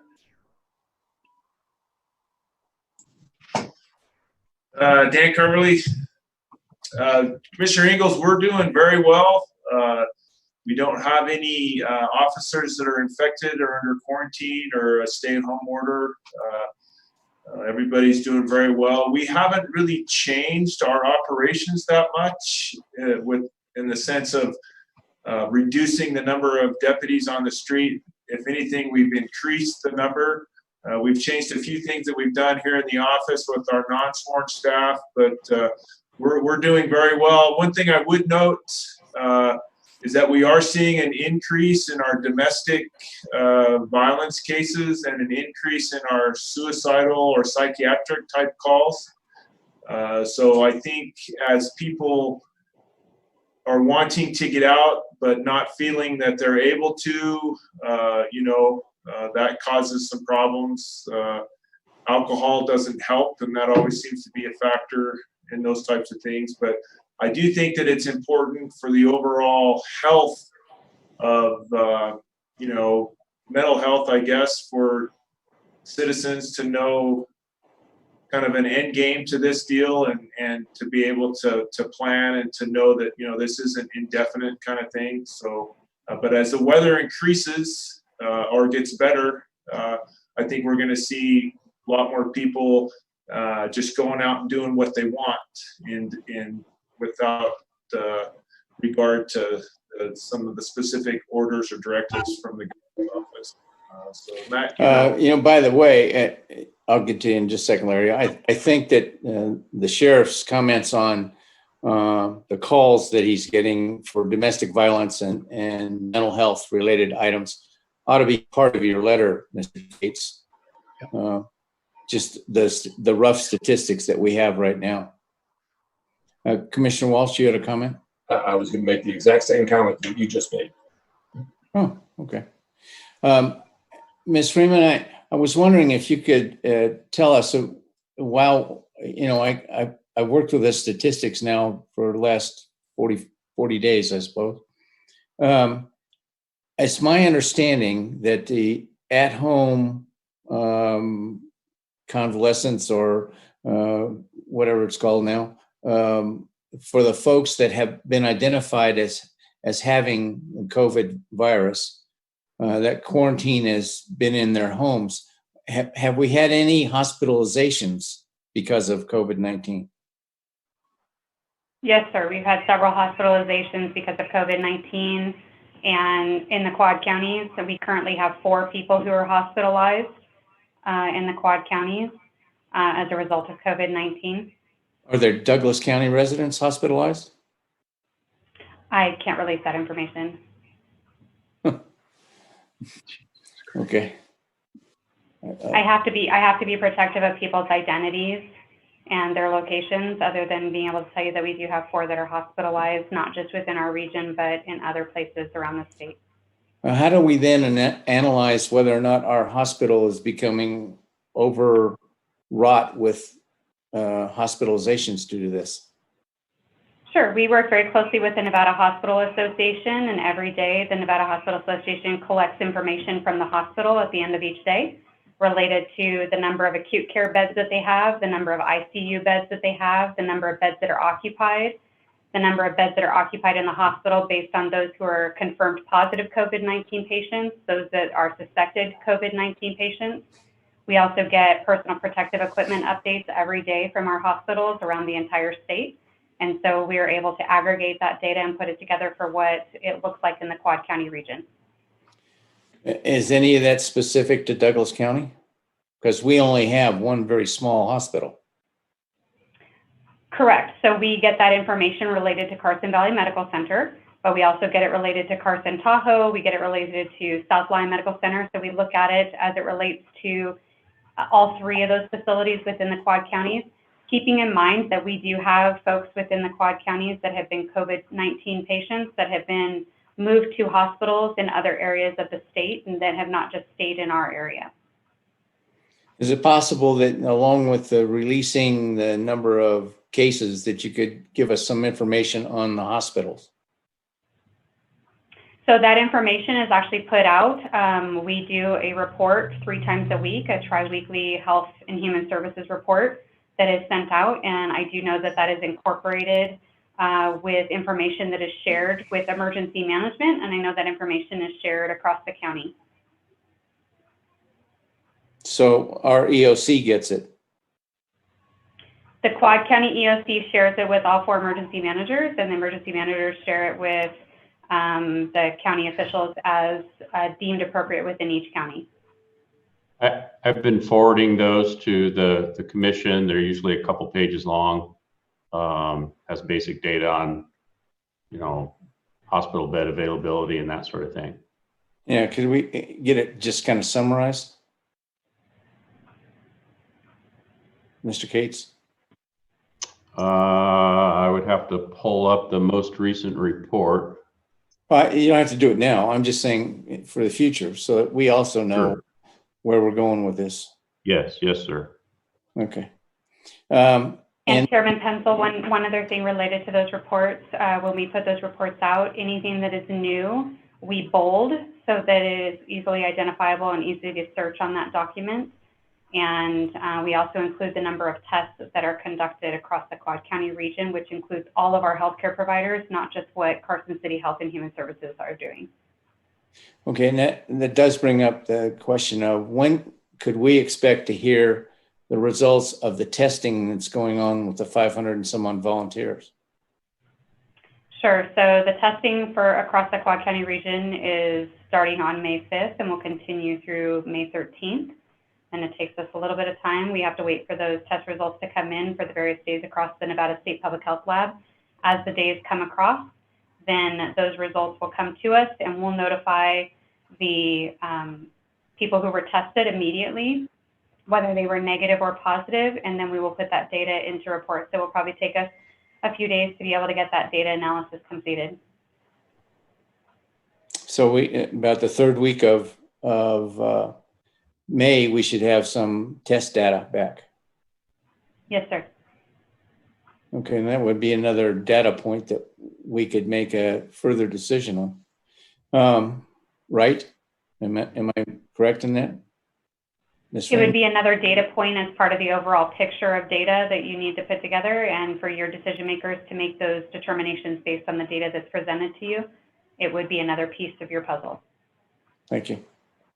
And along with other pieces of the puzzle, when Ms. Granahan was talking, she was talking about the PPP loans, Paycheck Protection Program. And she was talking about for the state of Nevada. Do we know, has anybody in Douglas County received any of those?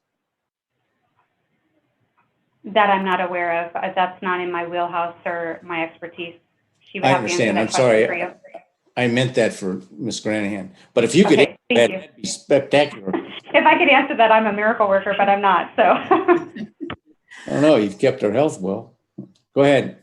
Ms. Lisa Granahan. Granahan, Economic Vitality Manager for the record. Unfortunately, Mr. Chairman, at this point, those numbers aren't available by county, but I do know of some businesses that have received those. I know of a lot of businesses that are in the pipeline, and they're hoping that with this additional 310 billion that they will see approval. Fingers crossed. Well, yeah, especially since they're under orders from the state that they got to pay twice a week. Yeah, Mr. Wheeler, is there a possibility that the legislature can come off of some of those rules so that the business owners aren't going to be in jeopardy? NRS. Okay, there we go. Now I'm unmuted. Anything that's in NRS, of course, would take a special session to change. So regulation, if it's in regulation, it can be changed through the Legislative Commission at one of their meetings. Yeah, well, you know, they're required to pay the folks that are our employers are required to pay twice a year. Mr. Settlemeyer, I see that I energized you. Go ahead. In your letter, you may request the governor issue a special proclamation doing just that. He has the ability at this point in time under NRS 414 to change NRS by his discretion alone. Or waive it. You know, I don't know that he wants to change it, but he could waive it. Correct, sir. Well, that'd be a great thing for these business owners. Commissioner Nelson, did you have a comment? Yeah, I wanted to let everyone know, I think most of you know that the 6 counties of Lyon, Churchill, Nye, Carson, Douglas, Mineral, and Elko are all working on this together also. We're trying to put something together to make a coalition of the rurals here. Thank you. Yeah, I did have a conversation with Elko County Commissioners yesterday. Have you talked to any of them, Dave? Yes, I've been in contact with a couple of the commissioners in those counties already, yes. Okay. And they're all interested in moving forward, especially as an economic recovery issue. So absolutely. Company, you know. Thank you, Mr. Wheeler. Thank you, Mr. Settlemeyer. Commissioner Ingalls. Your counterpart in Story County is Marshall McBride. Right. He is the owner of the Bucket of Blood. And rest assured, they want that place opened. Now, I don't know whether they can have the crowds that they would have, but Virginia City in general is a huge revenue producer for that county. So here again, using some common sense, not trying to micromanage everybody. And everybody here seems to be in accord. Let's just do it. Let's go ahead and open it. Ms. Freeman keeps track of the stats. If things start to go south on us, then we'll have to act accordingly. But until such time, it looks like we're doing pretty good with the information that we know today versus what we knew back in March. Thank you. Thank you. Ms. Freeman, just as kind of a final thought in terms of you being a professional in the health arena, a lot of this is based on whether or not we are at a flat line at any point in the curve. You have to get the numbers pretty exaggerated to say we even had a curve. But in your professional opinion, do you see that we are capable of moving forward and reopening the county?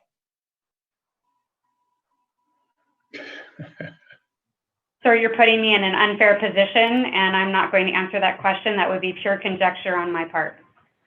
Well done. Well done. All right. So it'll be our sole responsibility. So based on that, Commissioner Ingalls. Commissioner Penzel, I'll back you up 100% on that. We have to have the courage of our conviction. And I think you're dead right. Thank you, sir. All right. So, Mr. Chairman, Mr. Cates.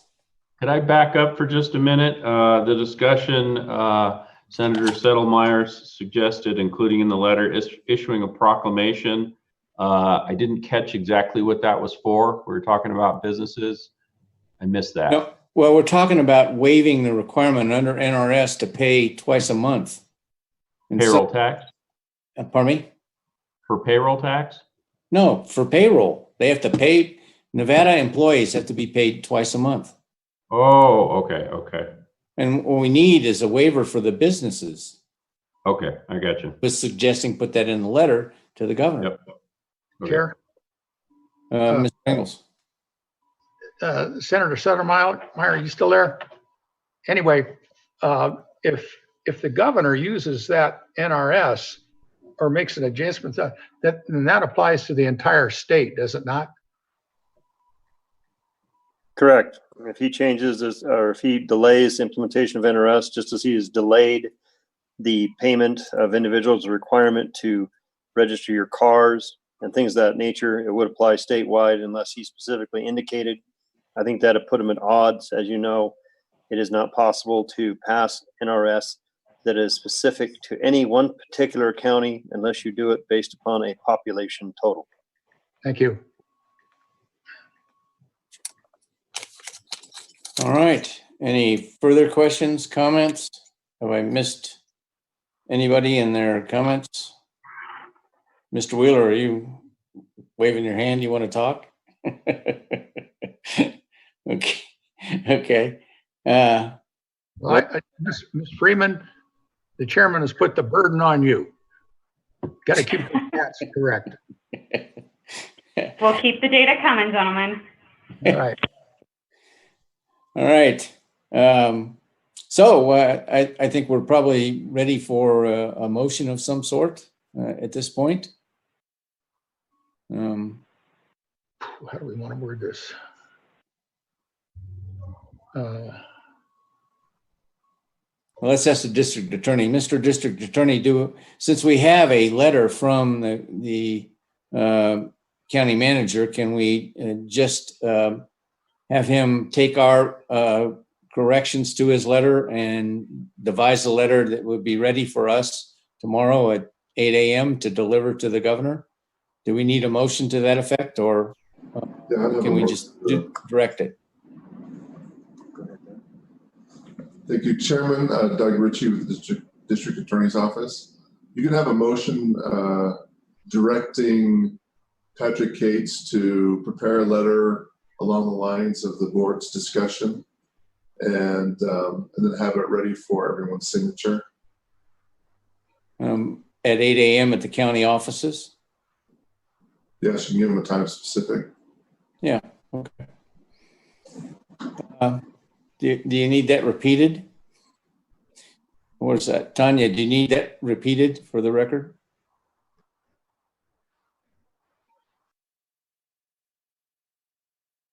Nikki, do you need that repeated for the record?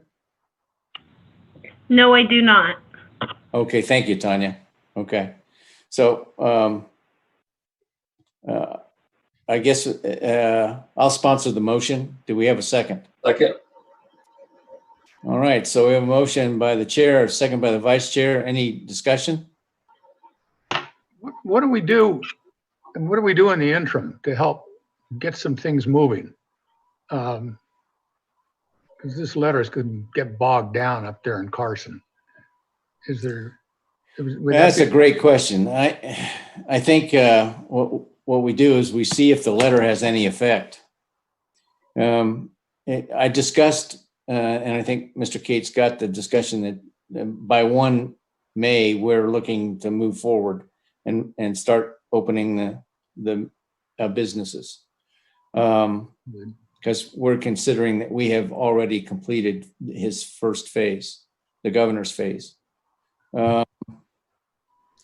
So what would we do if this has no effect? I think we're going to have another meeting to discuss what we would do. I don't want to make threats or promises. Mr. Nelson? Well, I'm thinking that maybe if the sheriff's department and the district attorney's office didn't press any charges for people going ahead and starting, I don't know if that would be possible or not, but I think May 1st is the date we want to get started. Okay, I don't think we can advocate that they don't follow the law. And we have to follow the law and we have to follow the directives as best we can. And our object on this particular day is to motivate the governor to help us open up the Douglas County by the 1st of May. And maybe we can arrive at an agreement. I would tell you that Commissioner Walsh's letter to the governor nominated 3 business owners to help him do that, but that was not even acknowledged that he sent the letter. So this is a more emphatic one with all 5 of us signing it and presenting it. And we'll see how he responds tomorrow afternoon in his press conference. And then if you all want to have another meeting, we'll have another meeting. Commissioner Ingalls. Well, I agree. I think that May, the beginning of May, next week, right? It's Friday. We get together like we are now, and we start to shoot first and ask questions later, just like we did on the Second Amendment thing when they tried to take our gun rights away. And all of the counties, the rural counties, got together in support of our Second Amendment. This is somewhat analogous to that. And we don't know what's motivating the governor. You've got some governors in Republican states that are opening up their states. And then you've got these other guys who are Democrats that want to keep their states. And so I don't know what's motivating them.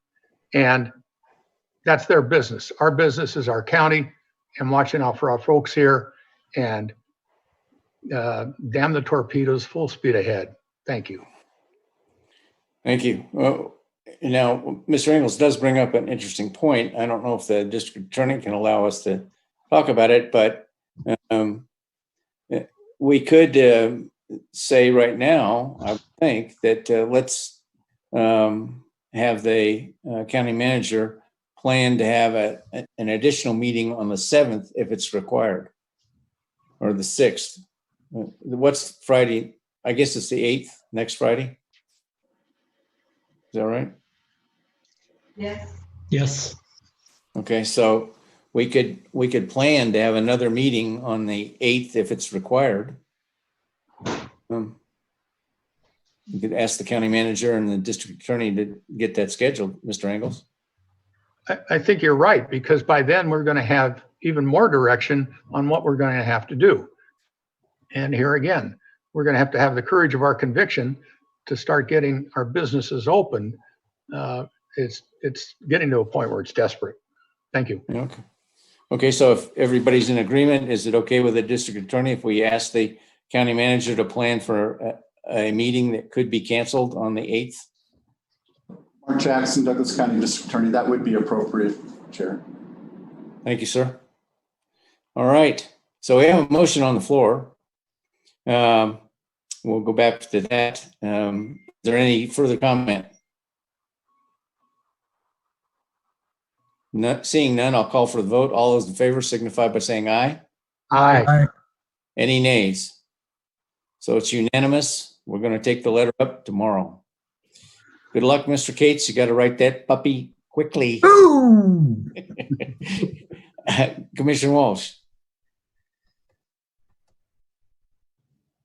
I can't hear you. Schedule a time to meet at the Minden Inn or meet at the Capitol. How would you like to do that tomorrow morning? I suggested 8 o'clock. We meet at the Minden Inn. We'll sign it, and then we'll go up to present it to the governor. All right. Thank you. Agreed. Okay. Any further discussion on any topic? If not, I'll open this for closing public comment. I have a question, sir. Commissioner Rice, go ahead. Are we going to provide our individual transportation, or are we going to caravan, or what is going to be our mode of transportation? I was thinking that maybe we need to go up in a van that's marked Douglas County, and we ought to tie some black and orange streamers to the antenna so they know. Or actually, what I'd really like is the sheriff's MRAP, but I'm sure he's not going to give us that.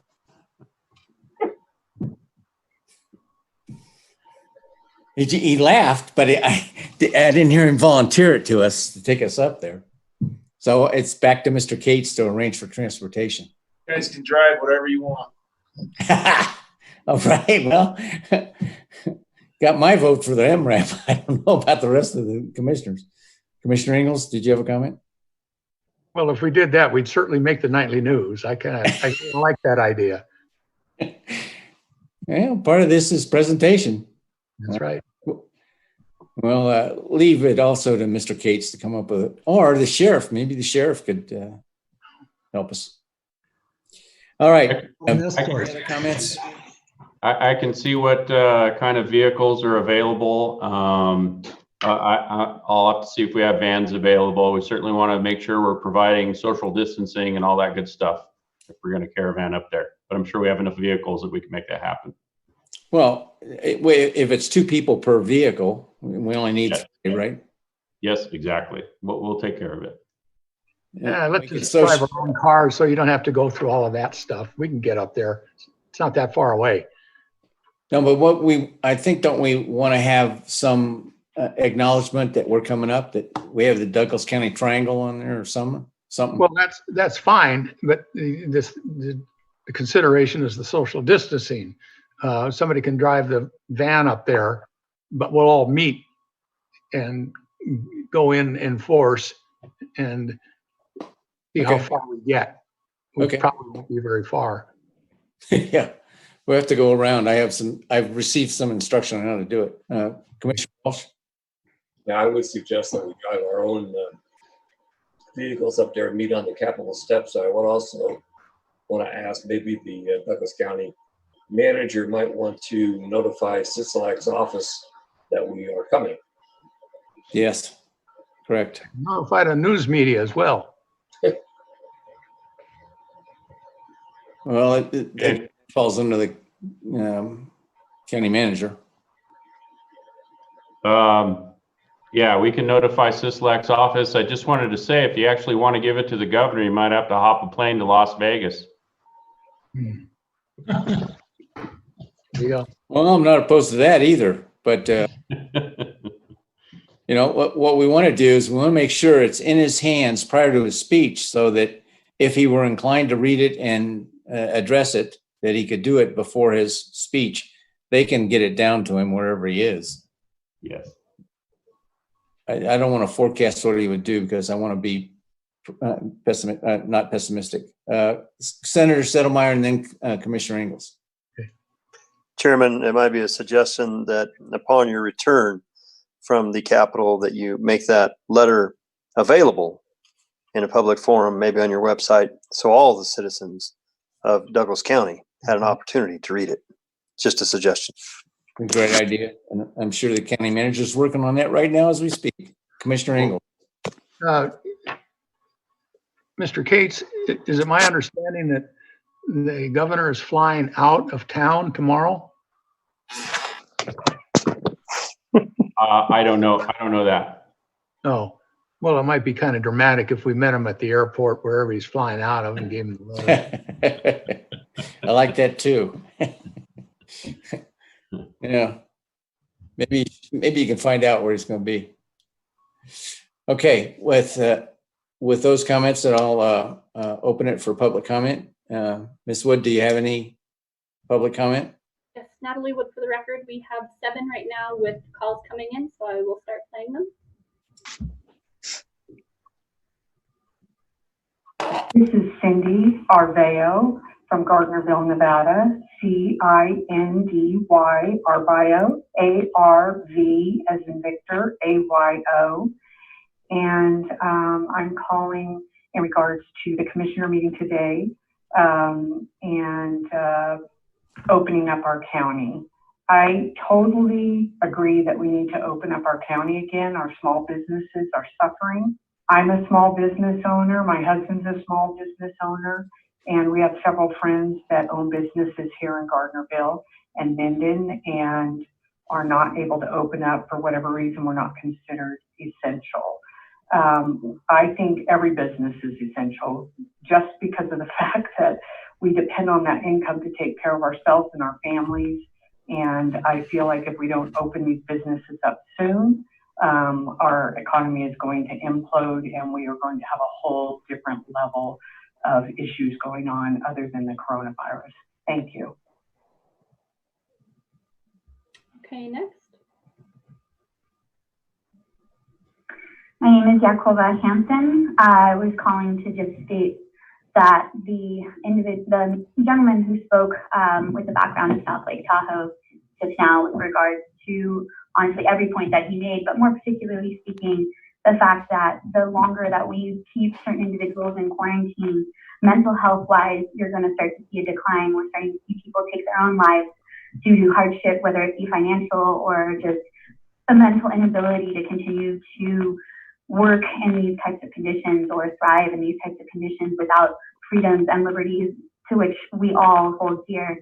And the way that he outlined, where we were at within the state of Nevada, especially our rural county of Douglas County, was just spot on and well done. And I just wanted to express my agreement with him and with the fact that we do need to start to observe our constitutional freedoms and take into account the guidelines that have been provided for us and use them.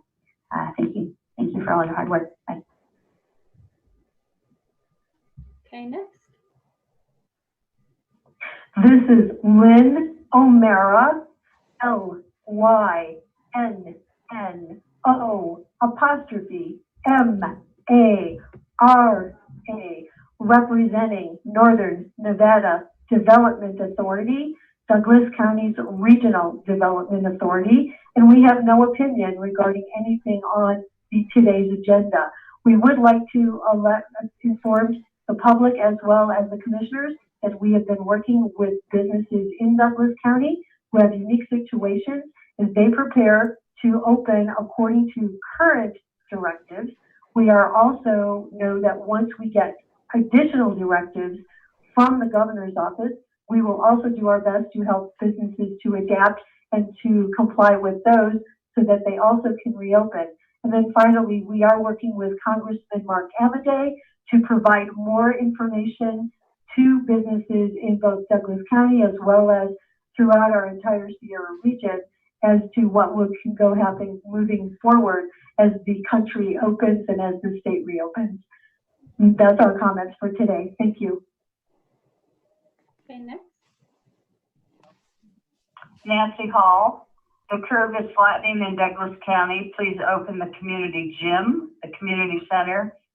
Short of that, please open the outdoor tennis courts and pickleball courts in the county so that we can get out and get exercise. And by definition, these sports are social distancing qualified activities. So the sooner the better. We're tired of this inactivity and the county kowtowing to Sisolak. We need to get open and get back on the road. Thank you. Okay, next. Ellie Waller, ELLIEWALLER. Do support sending the letter. This is my second comment for the day, closing comment. No disrespect to the South Lake Tahoe portion of Douglas County, but maybe some consideration should be taken into separate guidelines once we get some kind of approval. Harold Chaplin's presentation supports this. Also, Mr. Rice also said that there's issues with DHRs.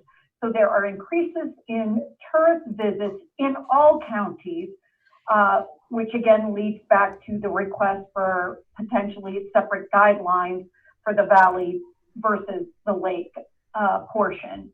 North Lake Tahoe is already reporting shortages in their grocery stores due to increases of tourists. Next request, Ms. Granahan's presentation.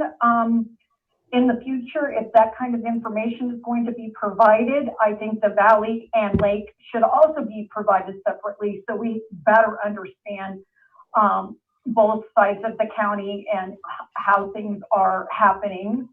Lastly, I'd like to have staff report on bonding for the event center as information is made available, should be presented to the public and the Board of Commissioners. Thank you again for opportunity to provide public comment. Okay, next. For the record, I am Jim DeGraffenreid, DeGraffenreid.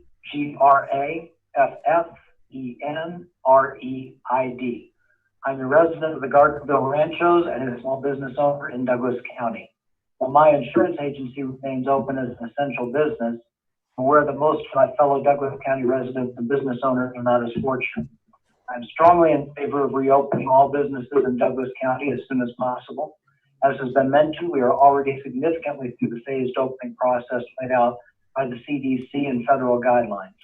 Continuing to wait for our governor to come up with a one-size-fits-all plan for the entire state would be devastating for our county. Rural counties like Douglas can't wait for a big city like Las Vegas to figure out their direction. We have just 19 cases total in this county, and more of those have recovered than are still currently active. The numbers show that we can open our businesses while still protecting our vulnerable populations. Many of the businesses that are closed are not closed for any discernible medical or scientific reason. K-12 schools are closed while preschools remain open. Clothing, electronics, and jewelry stores are closed, yet these departments remain open at big box stores. Golf courses and recreation areas are closed, even though social distancing is easily practiced in these settings. Whether it's just Douglas County or a united Quad County effort, Douglas County needs to let the governor know that rural counties need a different approach than Las Vegas, and our commissioners need to let Douglas County businesses know that the county will support them in the decisions they make to reopen safely. We need to reopen Douglas County as soon as possible. I support any and all efforts by our Board of Commissioners and our sheriffs to help our business owners get that job done. Thank you. Okay, next. Yes, my name is Lori Lee, Douglas County. I am watching online. I'm in full support of what our commissioners and other representatives are advocating. Do we want to have additional citizens go along and support them at the Capitol tomorrow? If so, I'm happy to rally up some folks to show our support. Thank you.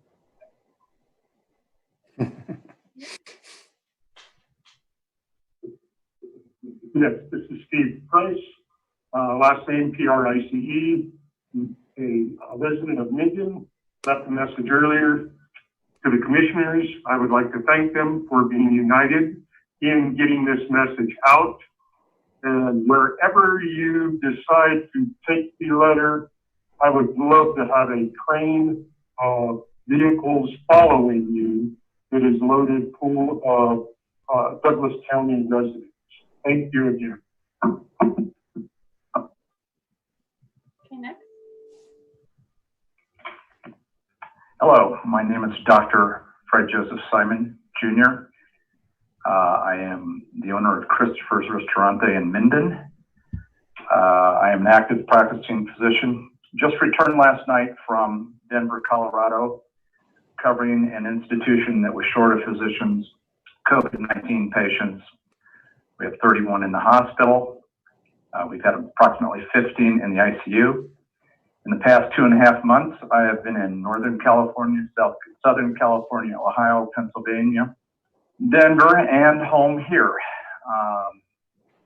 I've seen a lot of the country. I've talked to a lot of clinicians. I've seen the differences in many states.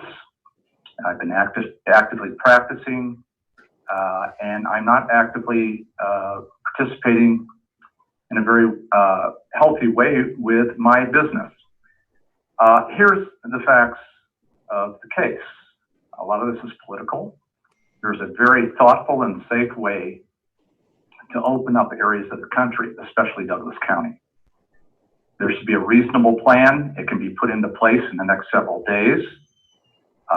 The testing and the numbers that need to be tested is unnecessary from the standpoint of how we do this. We don't test any other infectious disease over the course of the past 100 years. So we need a group of people to sit down and formalize how we're going to open up this county, and we need to open it up very soon. 2 reasons.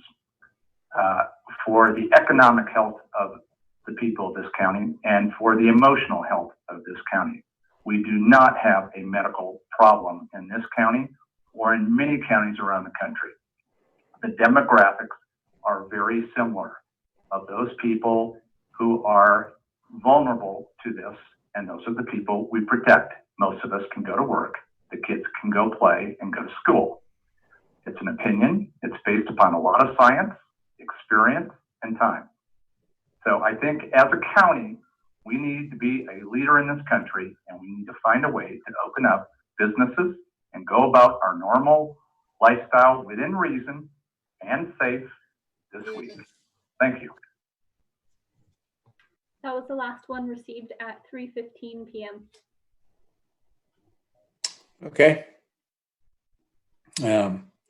So that's it for public comment. Any last minute comments from commissioners?